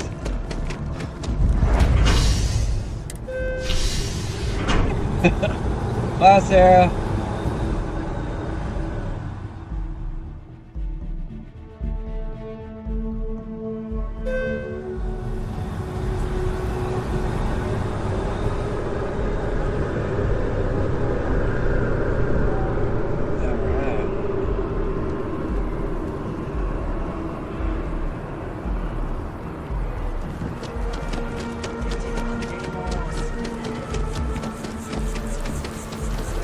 Oh, I've always liked back to that the ship statue. now.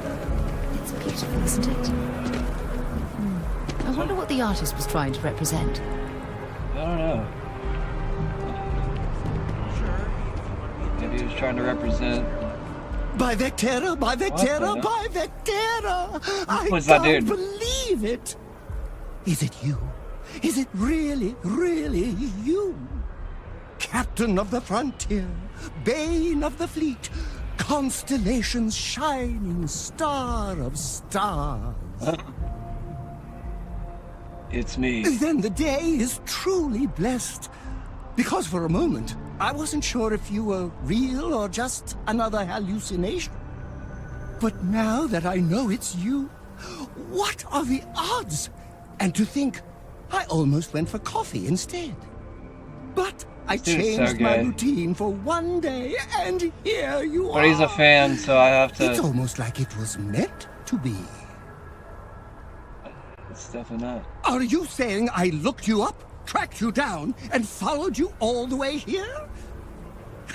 Who'd be crazy enough to do that? I'd have to know what you looked like first, and now I do. Either way, it's such an honor to meet you. That sounds. Hey, do you mind if I follow you around? Do you need a I have sidekick? Sarah. Go away. What am I saying? You're super a creepy, go hero. away. Of course you do. Lead the way.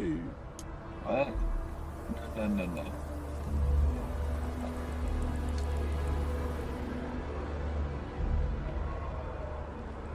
Wait, can he actually come on board with me? You won't be disappointed.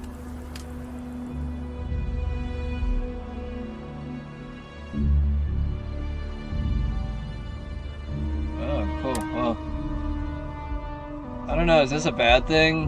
I'm randomly adding my adoring fan to my crew. I mean, I guess it doesn't mess up.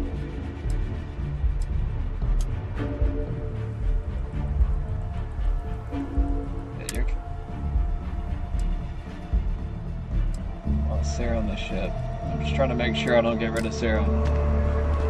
So does he follow me now? Do they both follow me?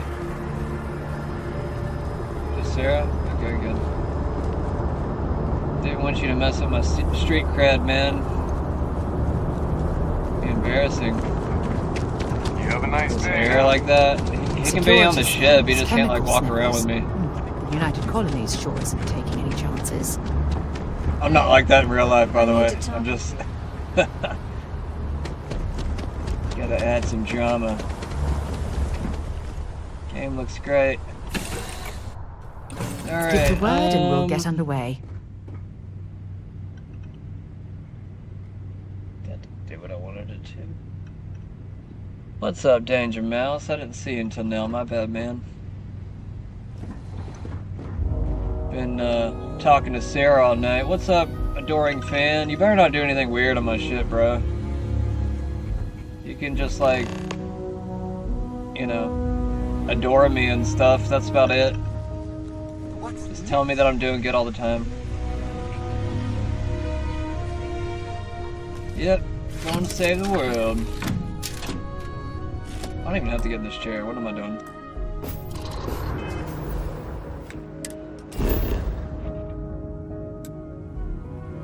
I need to speak to. Didn't I already do that?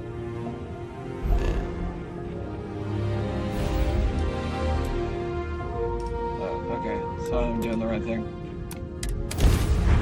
We're going to Sol. We're going to our solar system. This is UC Security. Prepare to be scanned for contraband. Scanning me. Scan you, girl. Scan complete. You're cleared to land. I just don't want her to find the good stuff I got on me. I might try to smoke all of it. Beginning landing.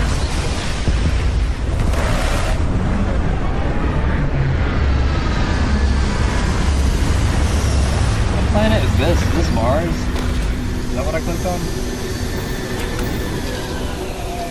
Why?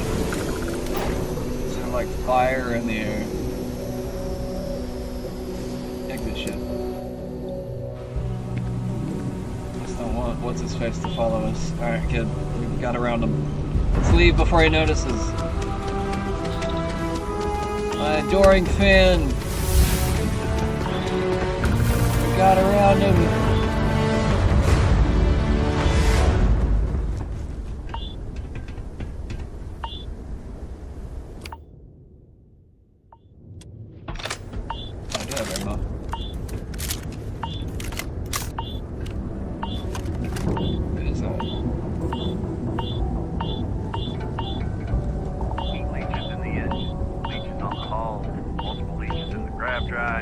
Suppose that would explain the brownouts.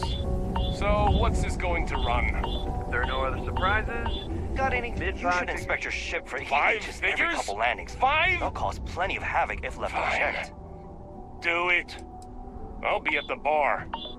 Find me when it's done. We're on it, sir. Hey. Building Sidonia completely underground was a clever way of keeping the city shielded from the harsh Martian landscape.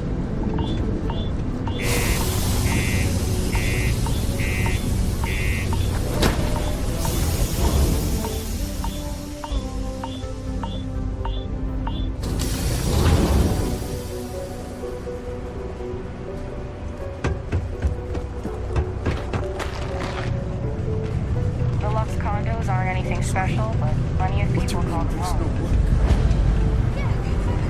What's been going on about the heart of Mars again? Keep it simple. Got cold beers and good atmosphere. Not much more you could ask for. He ain't been around. Went off on patrol. Hasn't been back in since. We're starting to think it might be time to pour one out to the blackest sea.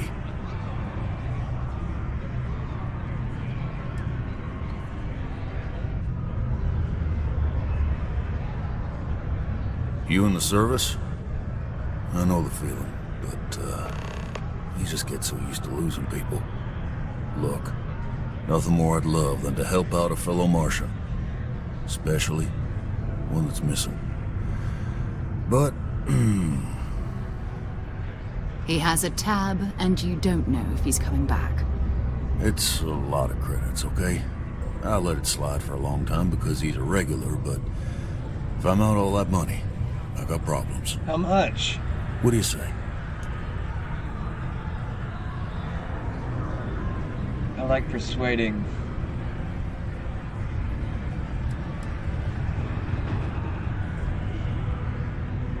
No, I've done this routine. Let's skip to the part where you admit you're lying Hell about yeah. what he owes. You calling me a liar? I'll throw both of you out of this bar right now. Oh, please. Two strangers arrive from off-world asking for information only you have. You see an opportunity. Everyone always does. Lower the price. Don't think we can't find another way to get what I we love want. you, Sarah. I don't remember that option.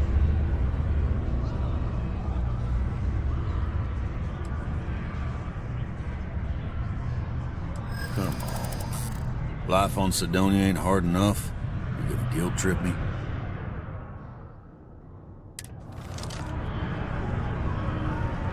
Alrighty.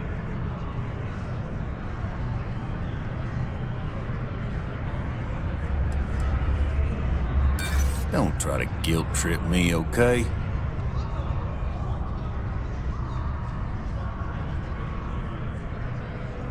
I don't have time for this. Guess I should ask you the same question. Messed it up. You paying or what? That's enough. You either pay up or get out. I'm Messed done up. talking about this.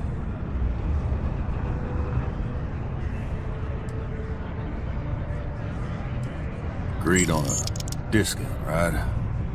Let me confirm the I got down the price though. Okay, let's talk.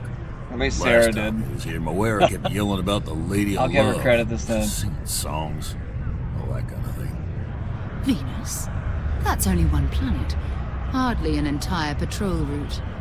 I got what I That's got. like James O'Keefe in the background.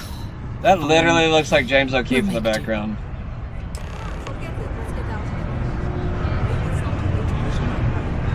James? To Mars, they say. The bay is great. Phil? That's Phil. Never mind. Depression. I know you They gave him a name. Citizen. Why do you have a name? Oh, hello there, friend. Have you been there Reaper. long?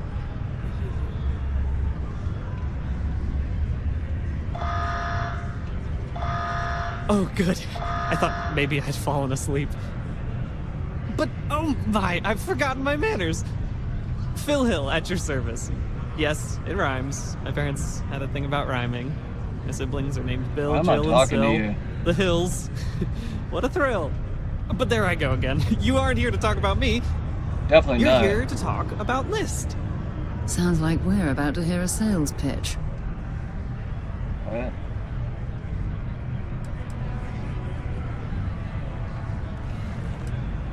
You know, silly. List. The League of Independent Settlers? Do I detect a glint of recognition in your eyes? I think No so. idea. No. How can I help make today your very best day? Why, we help people. We get folks set up and able to start new lives in new places, free of governmental interference. We survey the stars, find suitable places matching people's needs, and get folks started with the essentials. I don't suppose you have a ship? Interested in earning some easy credits? That's terrific, because I have a lot of work needing doing. This stack of papers here, these are just the most recent applicants looking for new worlds to settle on. Everywhere I go, people are really excited about the prospects of living a truly free life, living where and how they want to. I've got a cargo hold full of stacks just like that. Oh boy. That's not our problem. Oh, of course not. I wouldn't make you do my paperwork for me. Although, I wouldn't mind the help.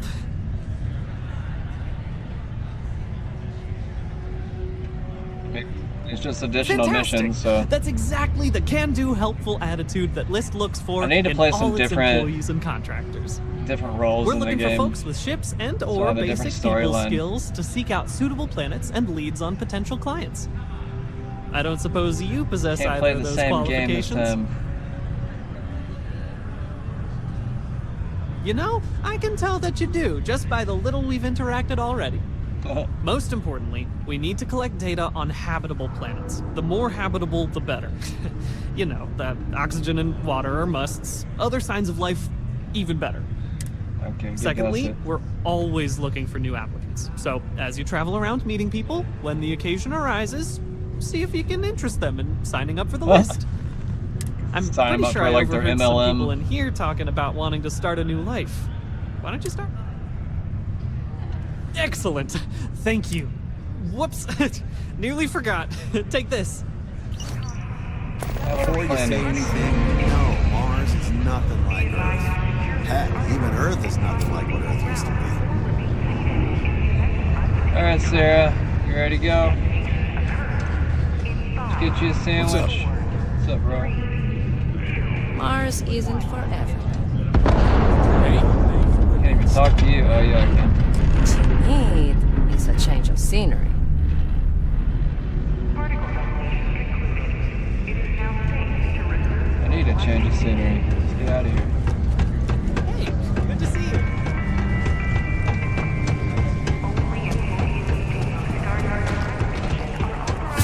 Alright, I need to make sure I'm on the right mission.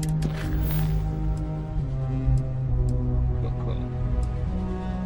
The Trackers Alliance.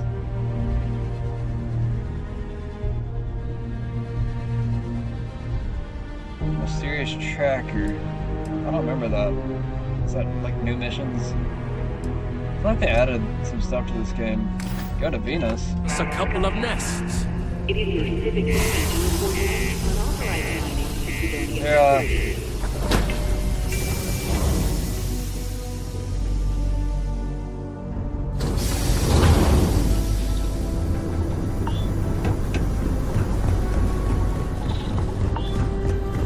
Hey. Been looking for you. Let's talk. I'm glad I finally caught up with you. I'm from the Trackers Alliance. We have a proposal for you. Good. Because what I'm about to tell you could change the course of your life. The Trackers Alliance has been following your exploits and believe you have what it takes to join our ranks. You're being invited to our new headquarters in Aquila City. There you'll meet with Agent Number 1. If you decide to consider our offer, they'll guide you through our initiation process. Sounds interesting.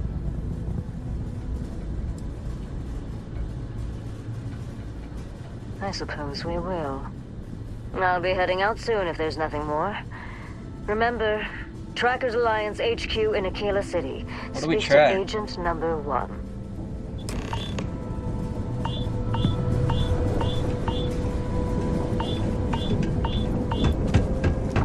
You think it looks bad out here?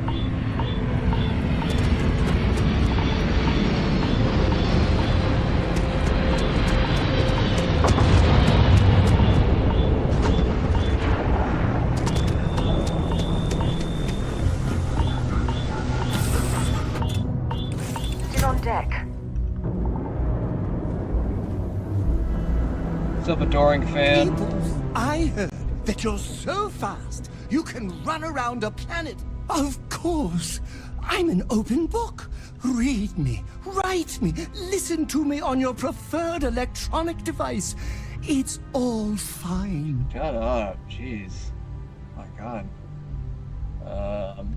Oh, I'm not that interesting. I like coffee, I like tea, and I like worshipping the ground you walk on. Weirdo. Well, you technically don't walk. Angels tend to glide. Wow. Well, for one, your triumph on Vectera was all over the news. But I believe that's only the beginning. The first chapter in a 437-book anthology documenting your greatness It's only a matter of time before they start writing it. I'll be counting the seconds until they do. 1001, 1002. Okay.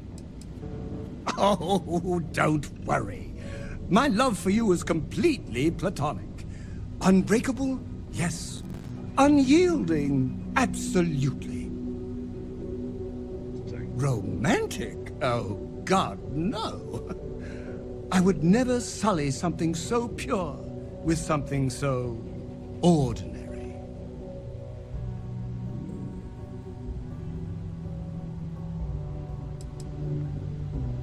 Oh, no. That sounds...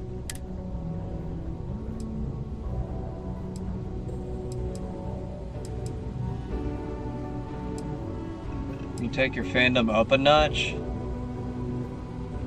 Oh, I can definitely do that. On a scale of 1 to 10, I'm going to be 11. Wow. Times infinity. Holy shit. Just you wait and see. Oh my god.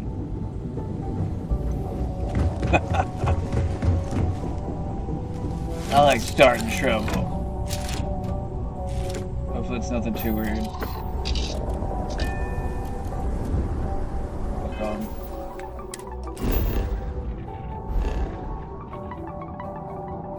Just going to the next planet over, huh? I need to like scan it or something first. Didn't I say I just need to go to Venus?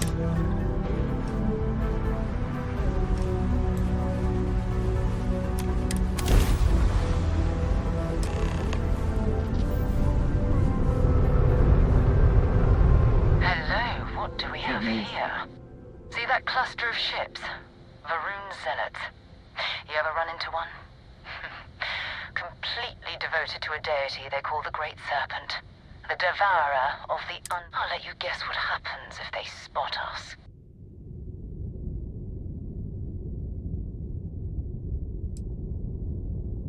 No idea. They appear and attack people seemingly at random. House Varun technically has diplomatic ties to the other factions, but the Zealots are...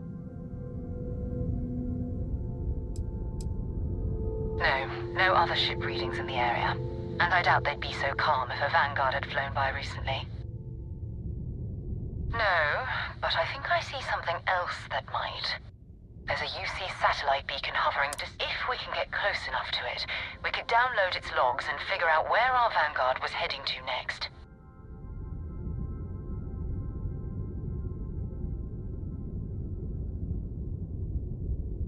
Exactly. Minimal.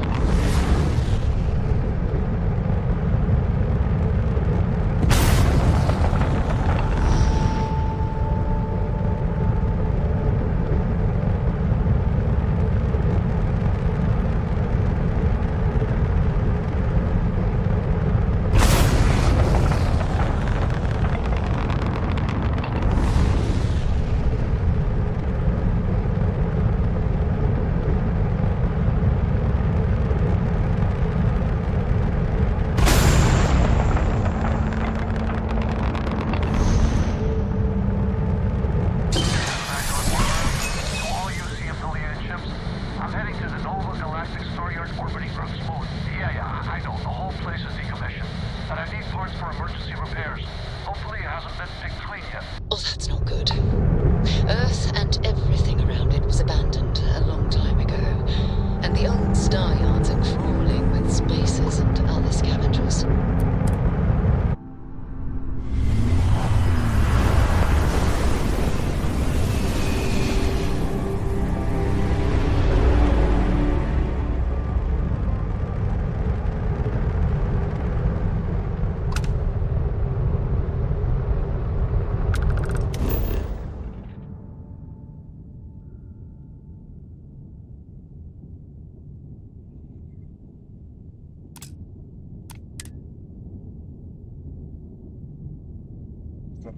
Done serving.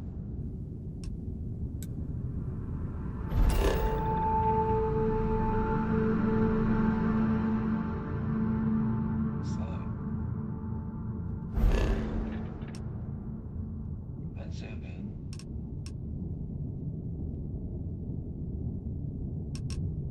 That's a spaceship.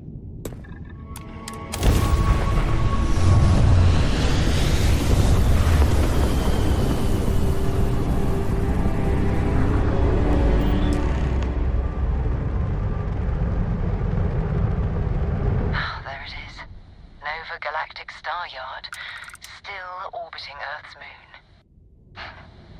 This is where the... Keep your weapons ready. Never know who else might be scavenging there.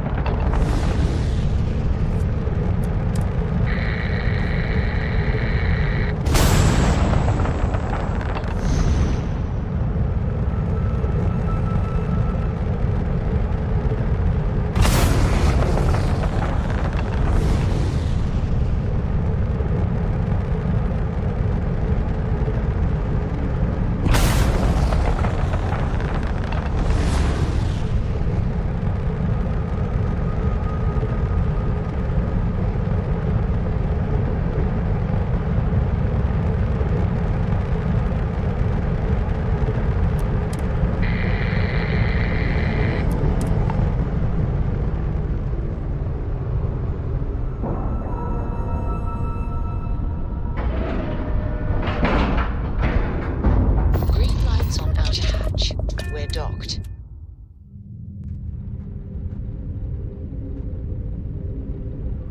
Two steps in, and we're already looking at a corpse. Okay, it's not Vanguard Moara. Looks like spacers scavenging around here in some...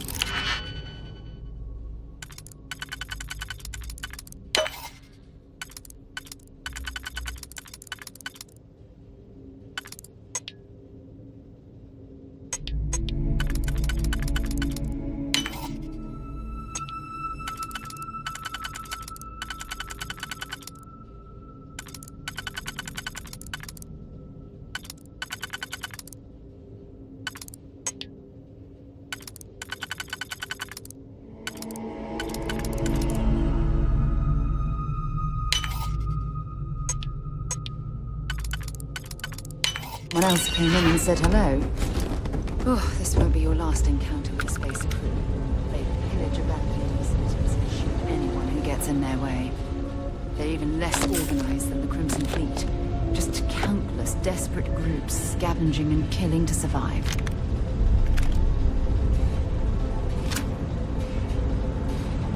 Hey, shotgun? Is that what that was?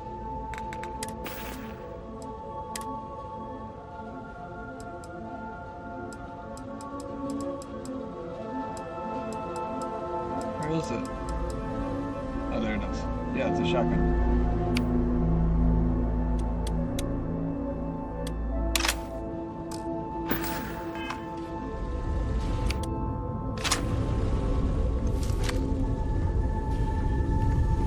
Space shotguns, I'm loving it.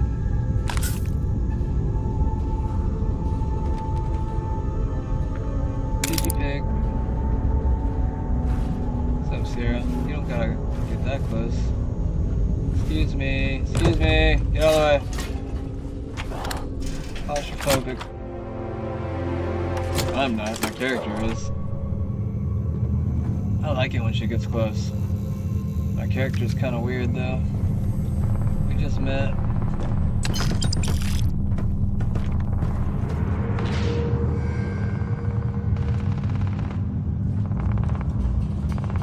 Anything else in here?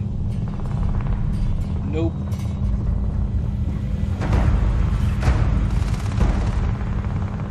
Yeah. Oh shit. You're already shooting at me.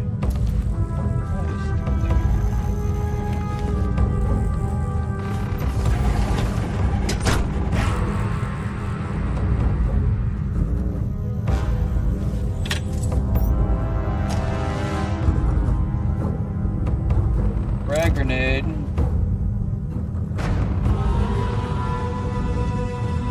Some navigator pack. Oh wait, I think those are jetpacks.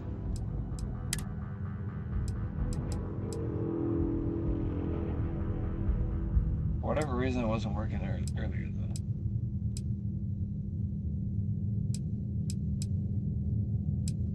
Like they'll say boost pack, but for whatever reason, they're not working. Don't tell me I gotta unlock it with like a skill point or something. Be mad if that's the case.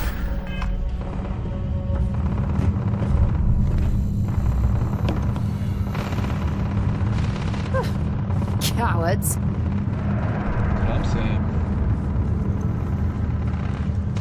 Sarah knows what she's doing.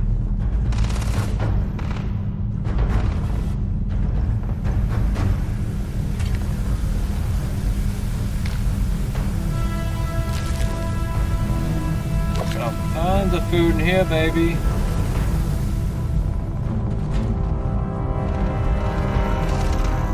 That y'all got.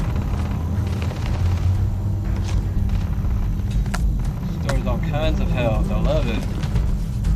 We'll take 20 of these with us. And I'll take them out. What else we got here? Chunk apples. Spiced worms. Was that really spiced worms?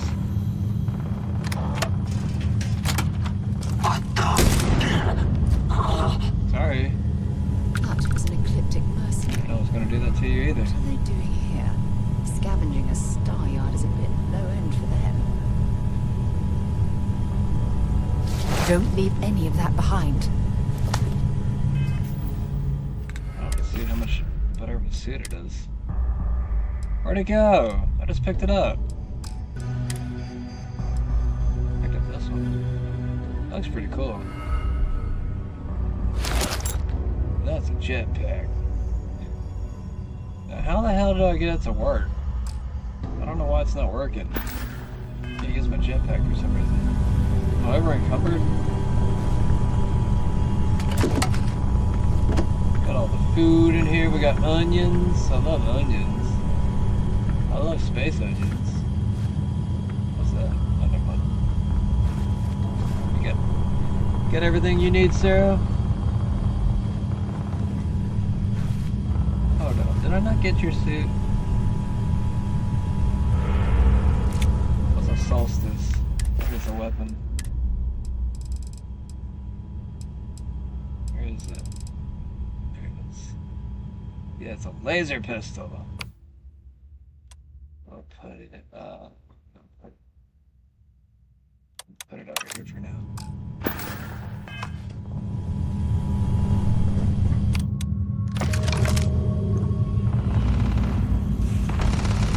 Alright, let's go have some fun, Sarah.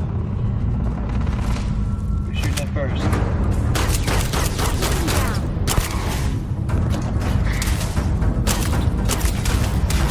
Sarah, get in front of me.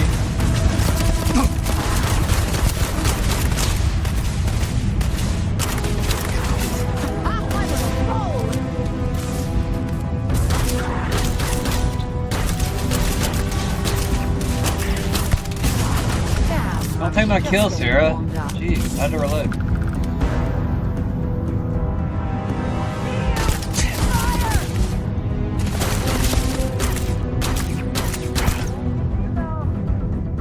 Got your friend.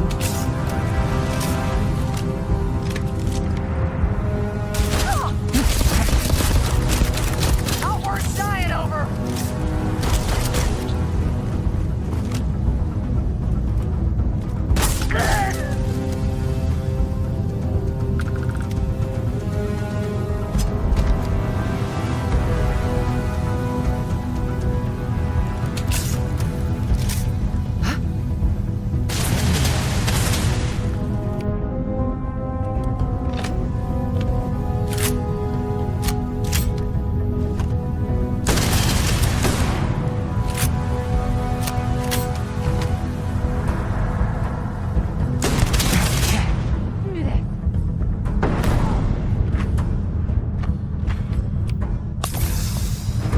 That's it.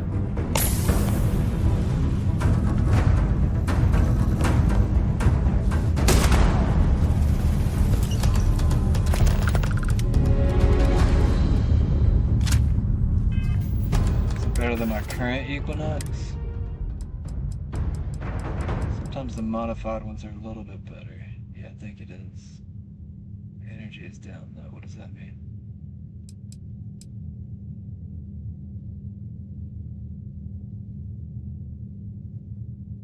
Just tell me how much damage it does. I think the energy is the damage. The fire rate is up. Oh wait, is it automatic? Is that what that means? Tactical battery, fully automatic. Oh! Let's maybe give it a shot then. Let's change it out. I might not like it. I don't know. Sometimes I don't like the automatic version. Ah, both of them. How about that?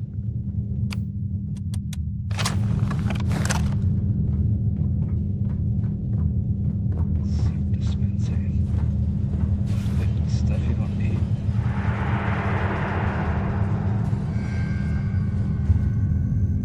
Kit. What's that? Surgical tray.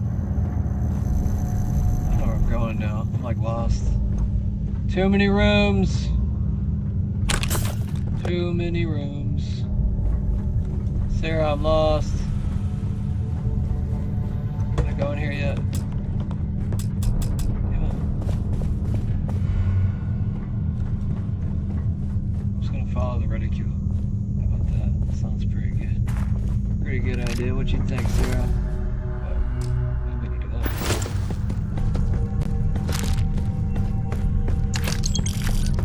Don't dance on the body, Sarah. Maybe I was. Here's something moving around. Oh, there's two bodies right there. Okay. Secret outpost. What does that mean?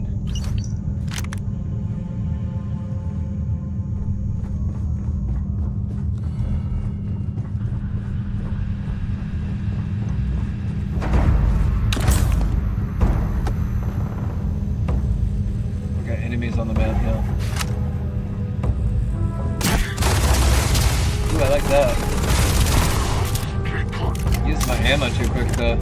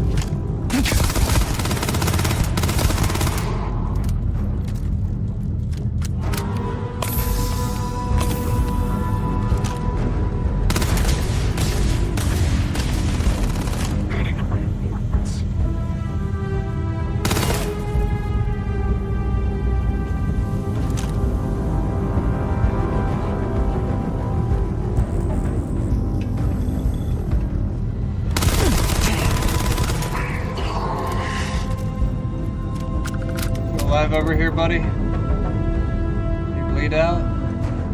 Yeah. Calling around back here. Is that you, Sarah?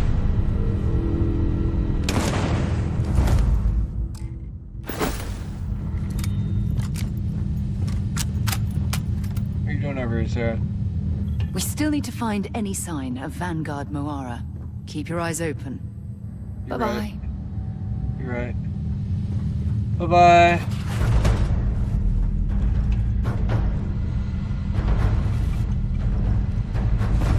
Alright, what is that? Ablative Deep Core Pack? I don't even know what that is. I still can't use my jetpack. I don't like it. Alright, now I'm over encumbered, I think. Where's my over encumbered menu? Yeah, now I'm over encumbered for sure.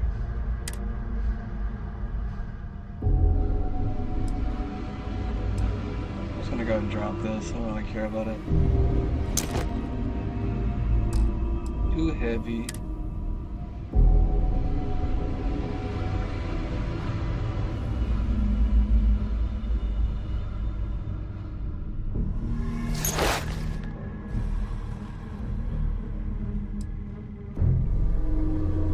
Can't get rid of some of these. I don't think I need that one, do I?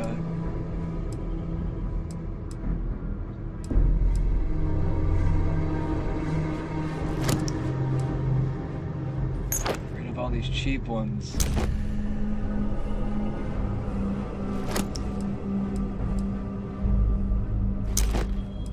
Keep all the expensive ones.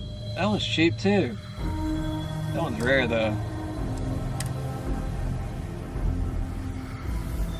Cheap.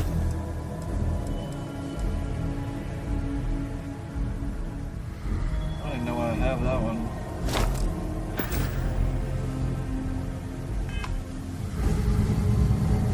Yeah, Sarah, let's go. I still don't know how to use my jump kit. I think it's a skill point that I have to get. I don't know.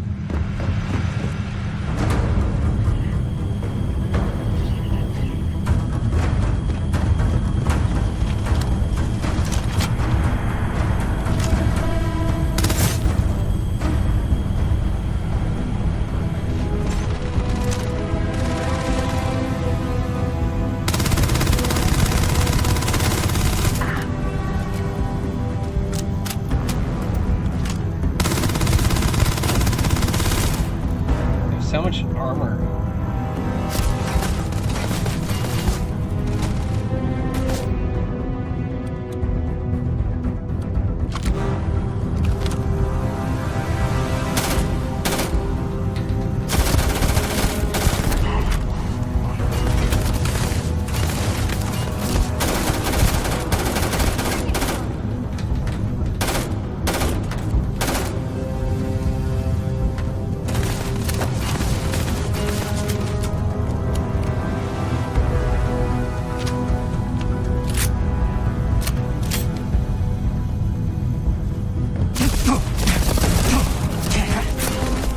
Shit, how did I miss both of those?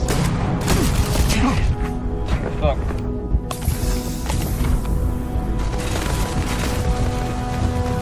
Sarah, why are you hanging out in here?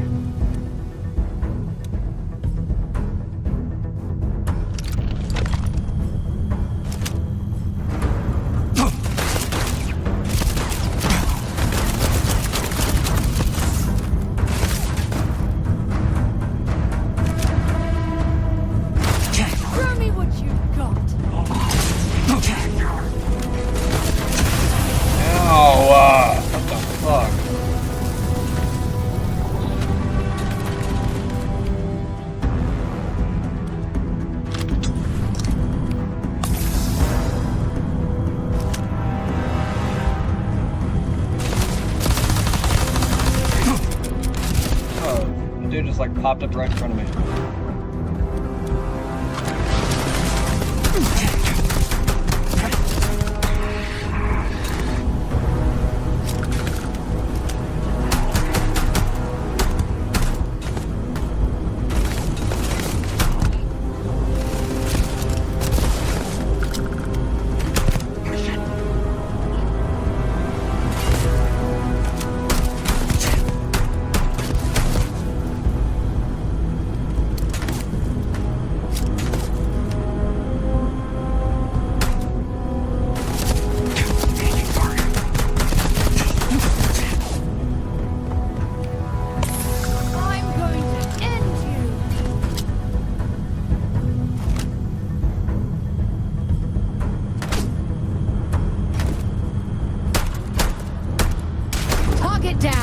wouldn't it hit me?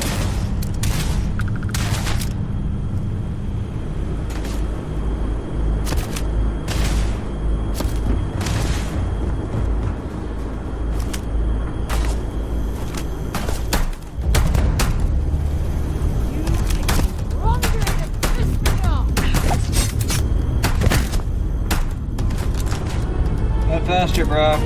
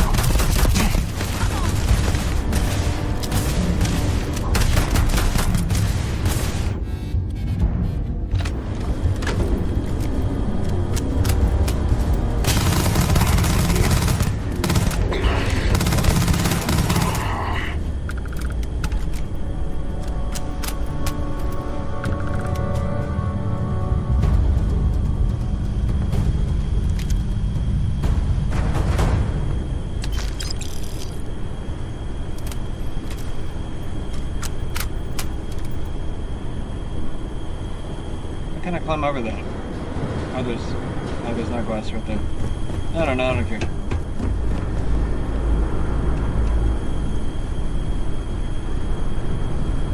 This is Vanguard Moira. Sorry if I had to reclaim some UC property, but this whole star yard is overrun. I've patched up my ship, and I'm heading to Neptune.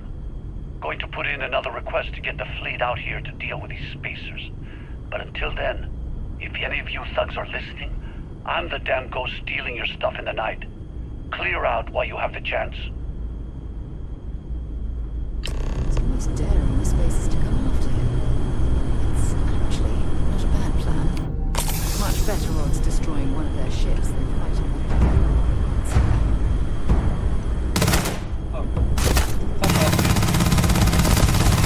It wouldn't let me move for a second after he hit me.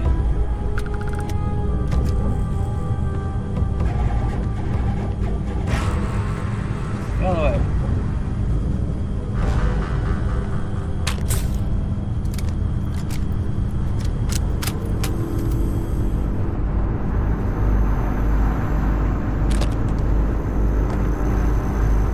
Trying to get all the med kits right now. Fine.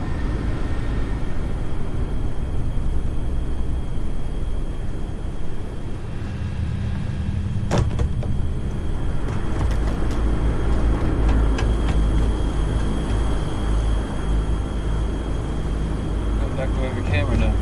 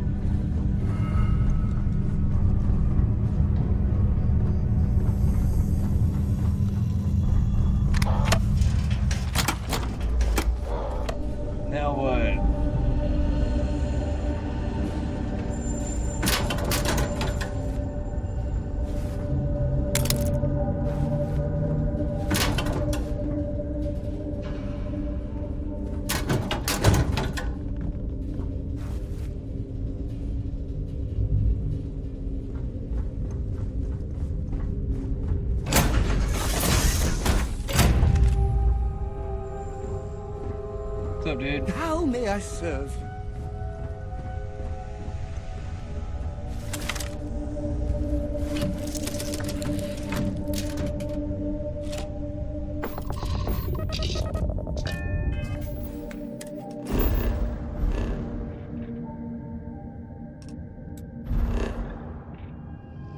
Ready? Scanning this. What are we doing here? That went to the wrong rock, didn't I? Something right there. Oh, it wants me to go to Neptune. I'm gonna set a course. Okay, I gotta undock first. I didn't know. What told me shit.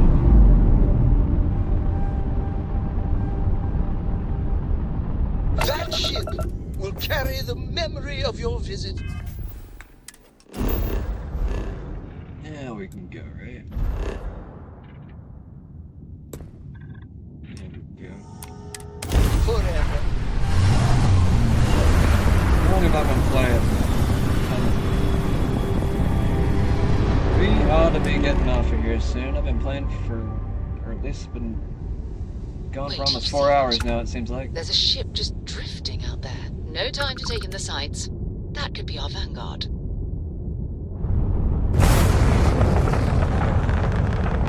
Something's wrong. The ship's weapons are powering up. Get ready.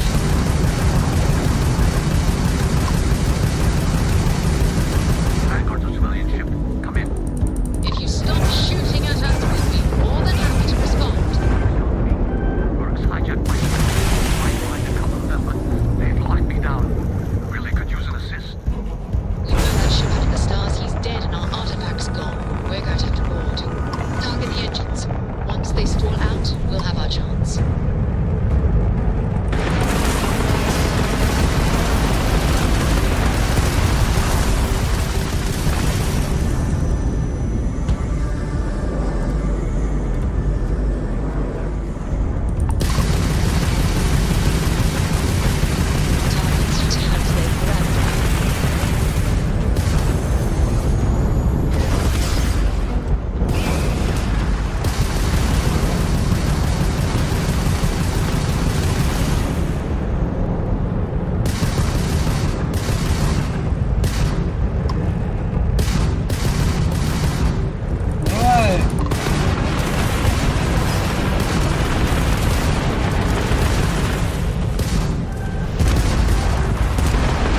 Trying not to blow him up.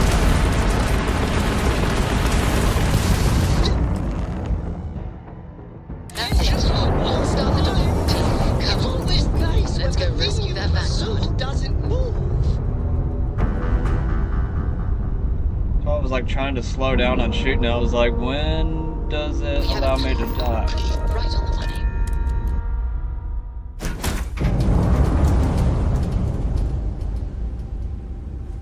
Hell yeah, Sierra.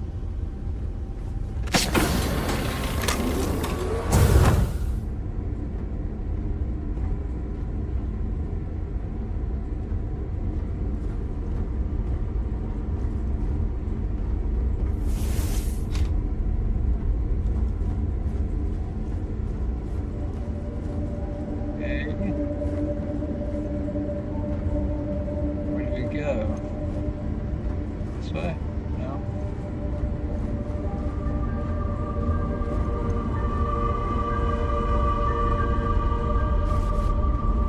Figured it would go up or down, but I don't know. It's not letting me. Tired of chasing civilian ships. I want a real target. I'll get in there. Am I retarded? It's not letting me do anything.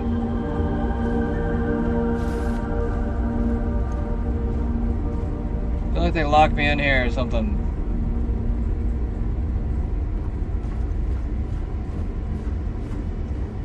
Sarah, can you be more helpful? Like, where do I go?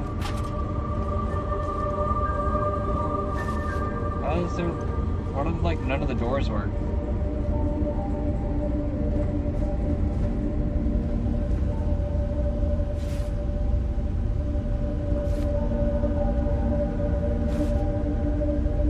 Frontier's my ship, right? Oh, I'm stupid. I wasn't shooting.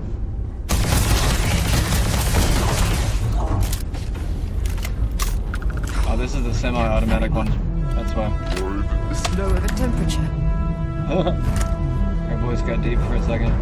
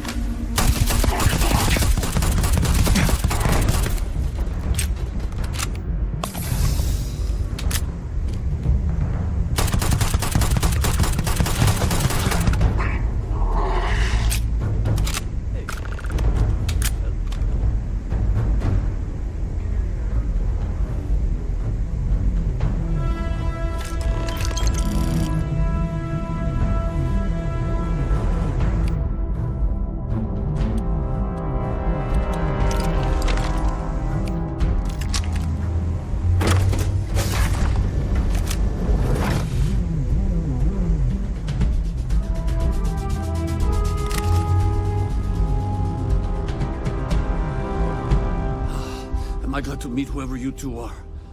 Looks like we're all in one piece. Any day you walk away from, right? What? You guys still exist? Man, I've only heard stories. We've heard stories too, about a strange object you found on patrol. So, you know what that thing is. I tried to hawk it in Sidonia, and the guy thought I was peddling phony titanium. It doesn't play nice with scanners. It'd be worthless to someone trying to flip rare minerals quickly. So you're saying I shouldn't be using it as a hood ornament? Hey, I'll trade some weird space rock for a rescue anytime.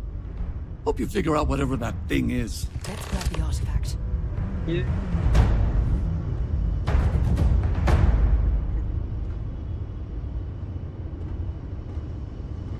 Oh.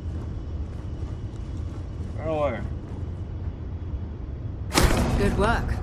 Let's get back to the lodge.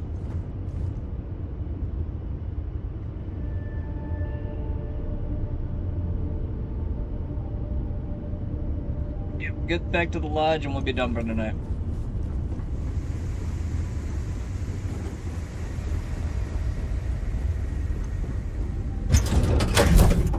Well, that was fun. Now what?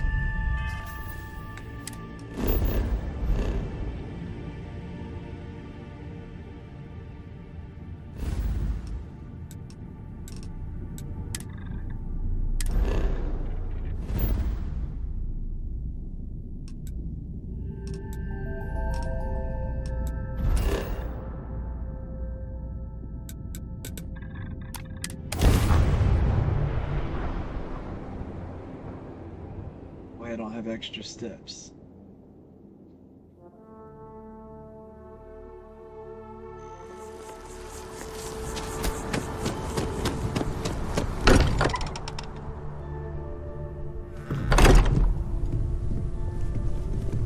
I hope you are satisfied with the quarters available to you. Go ahead. It fits.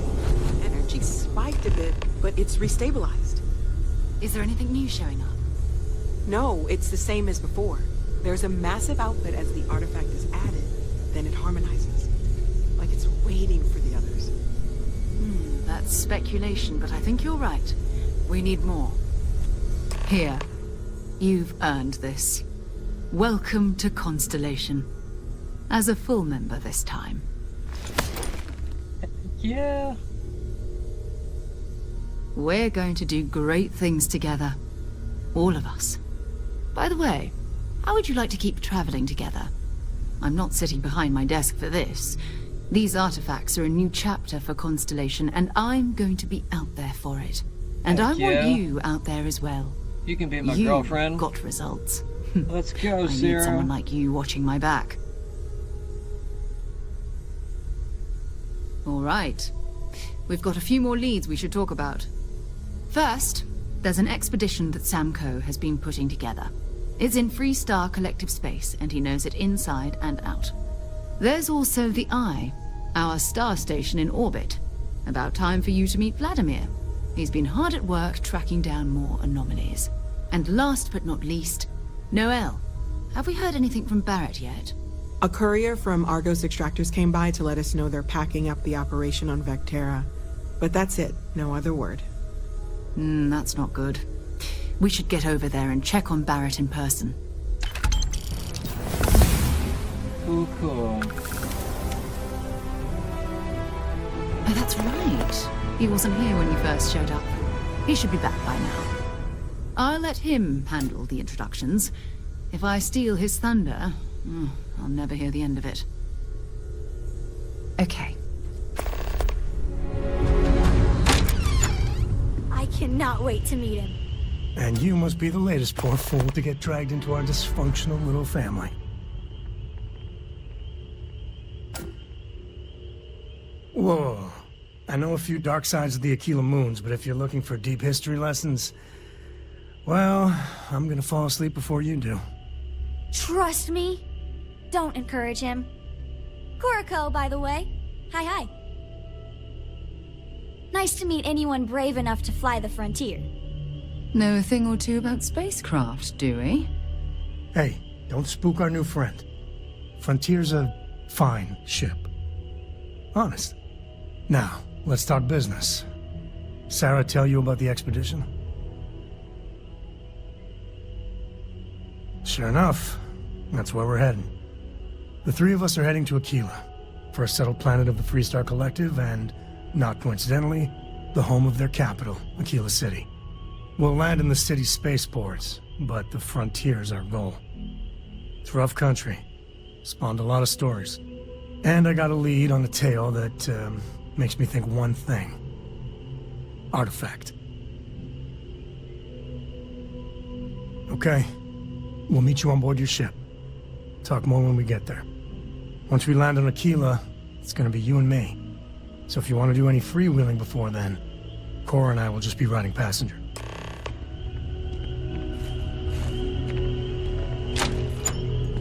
Cool. Well, it looks great on Ultra. I'm loving it. Well, that's it from me for tonight. I appreciate anybody that stopped by.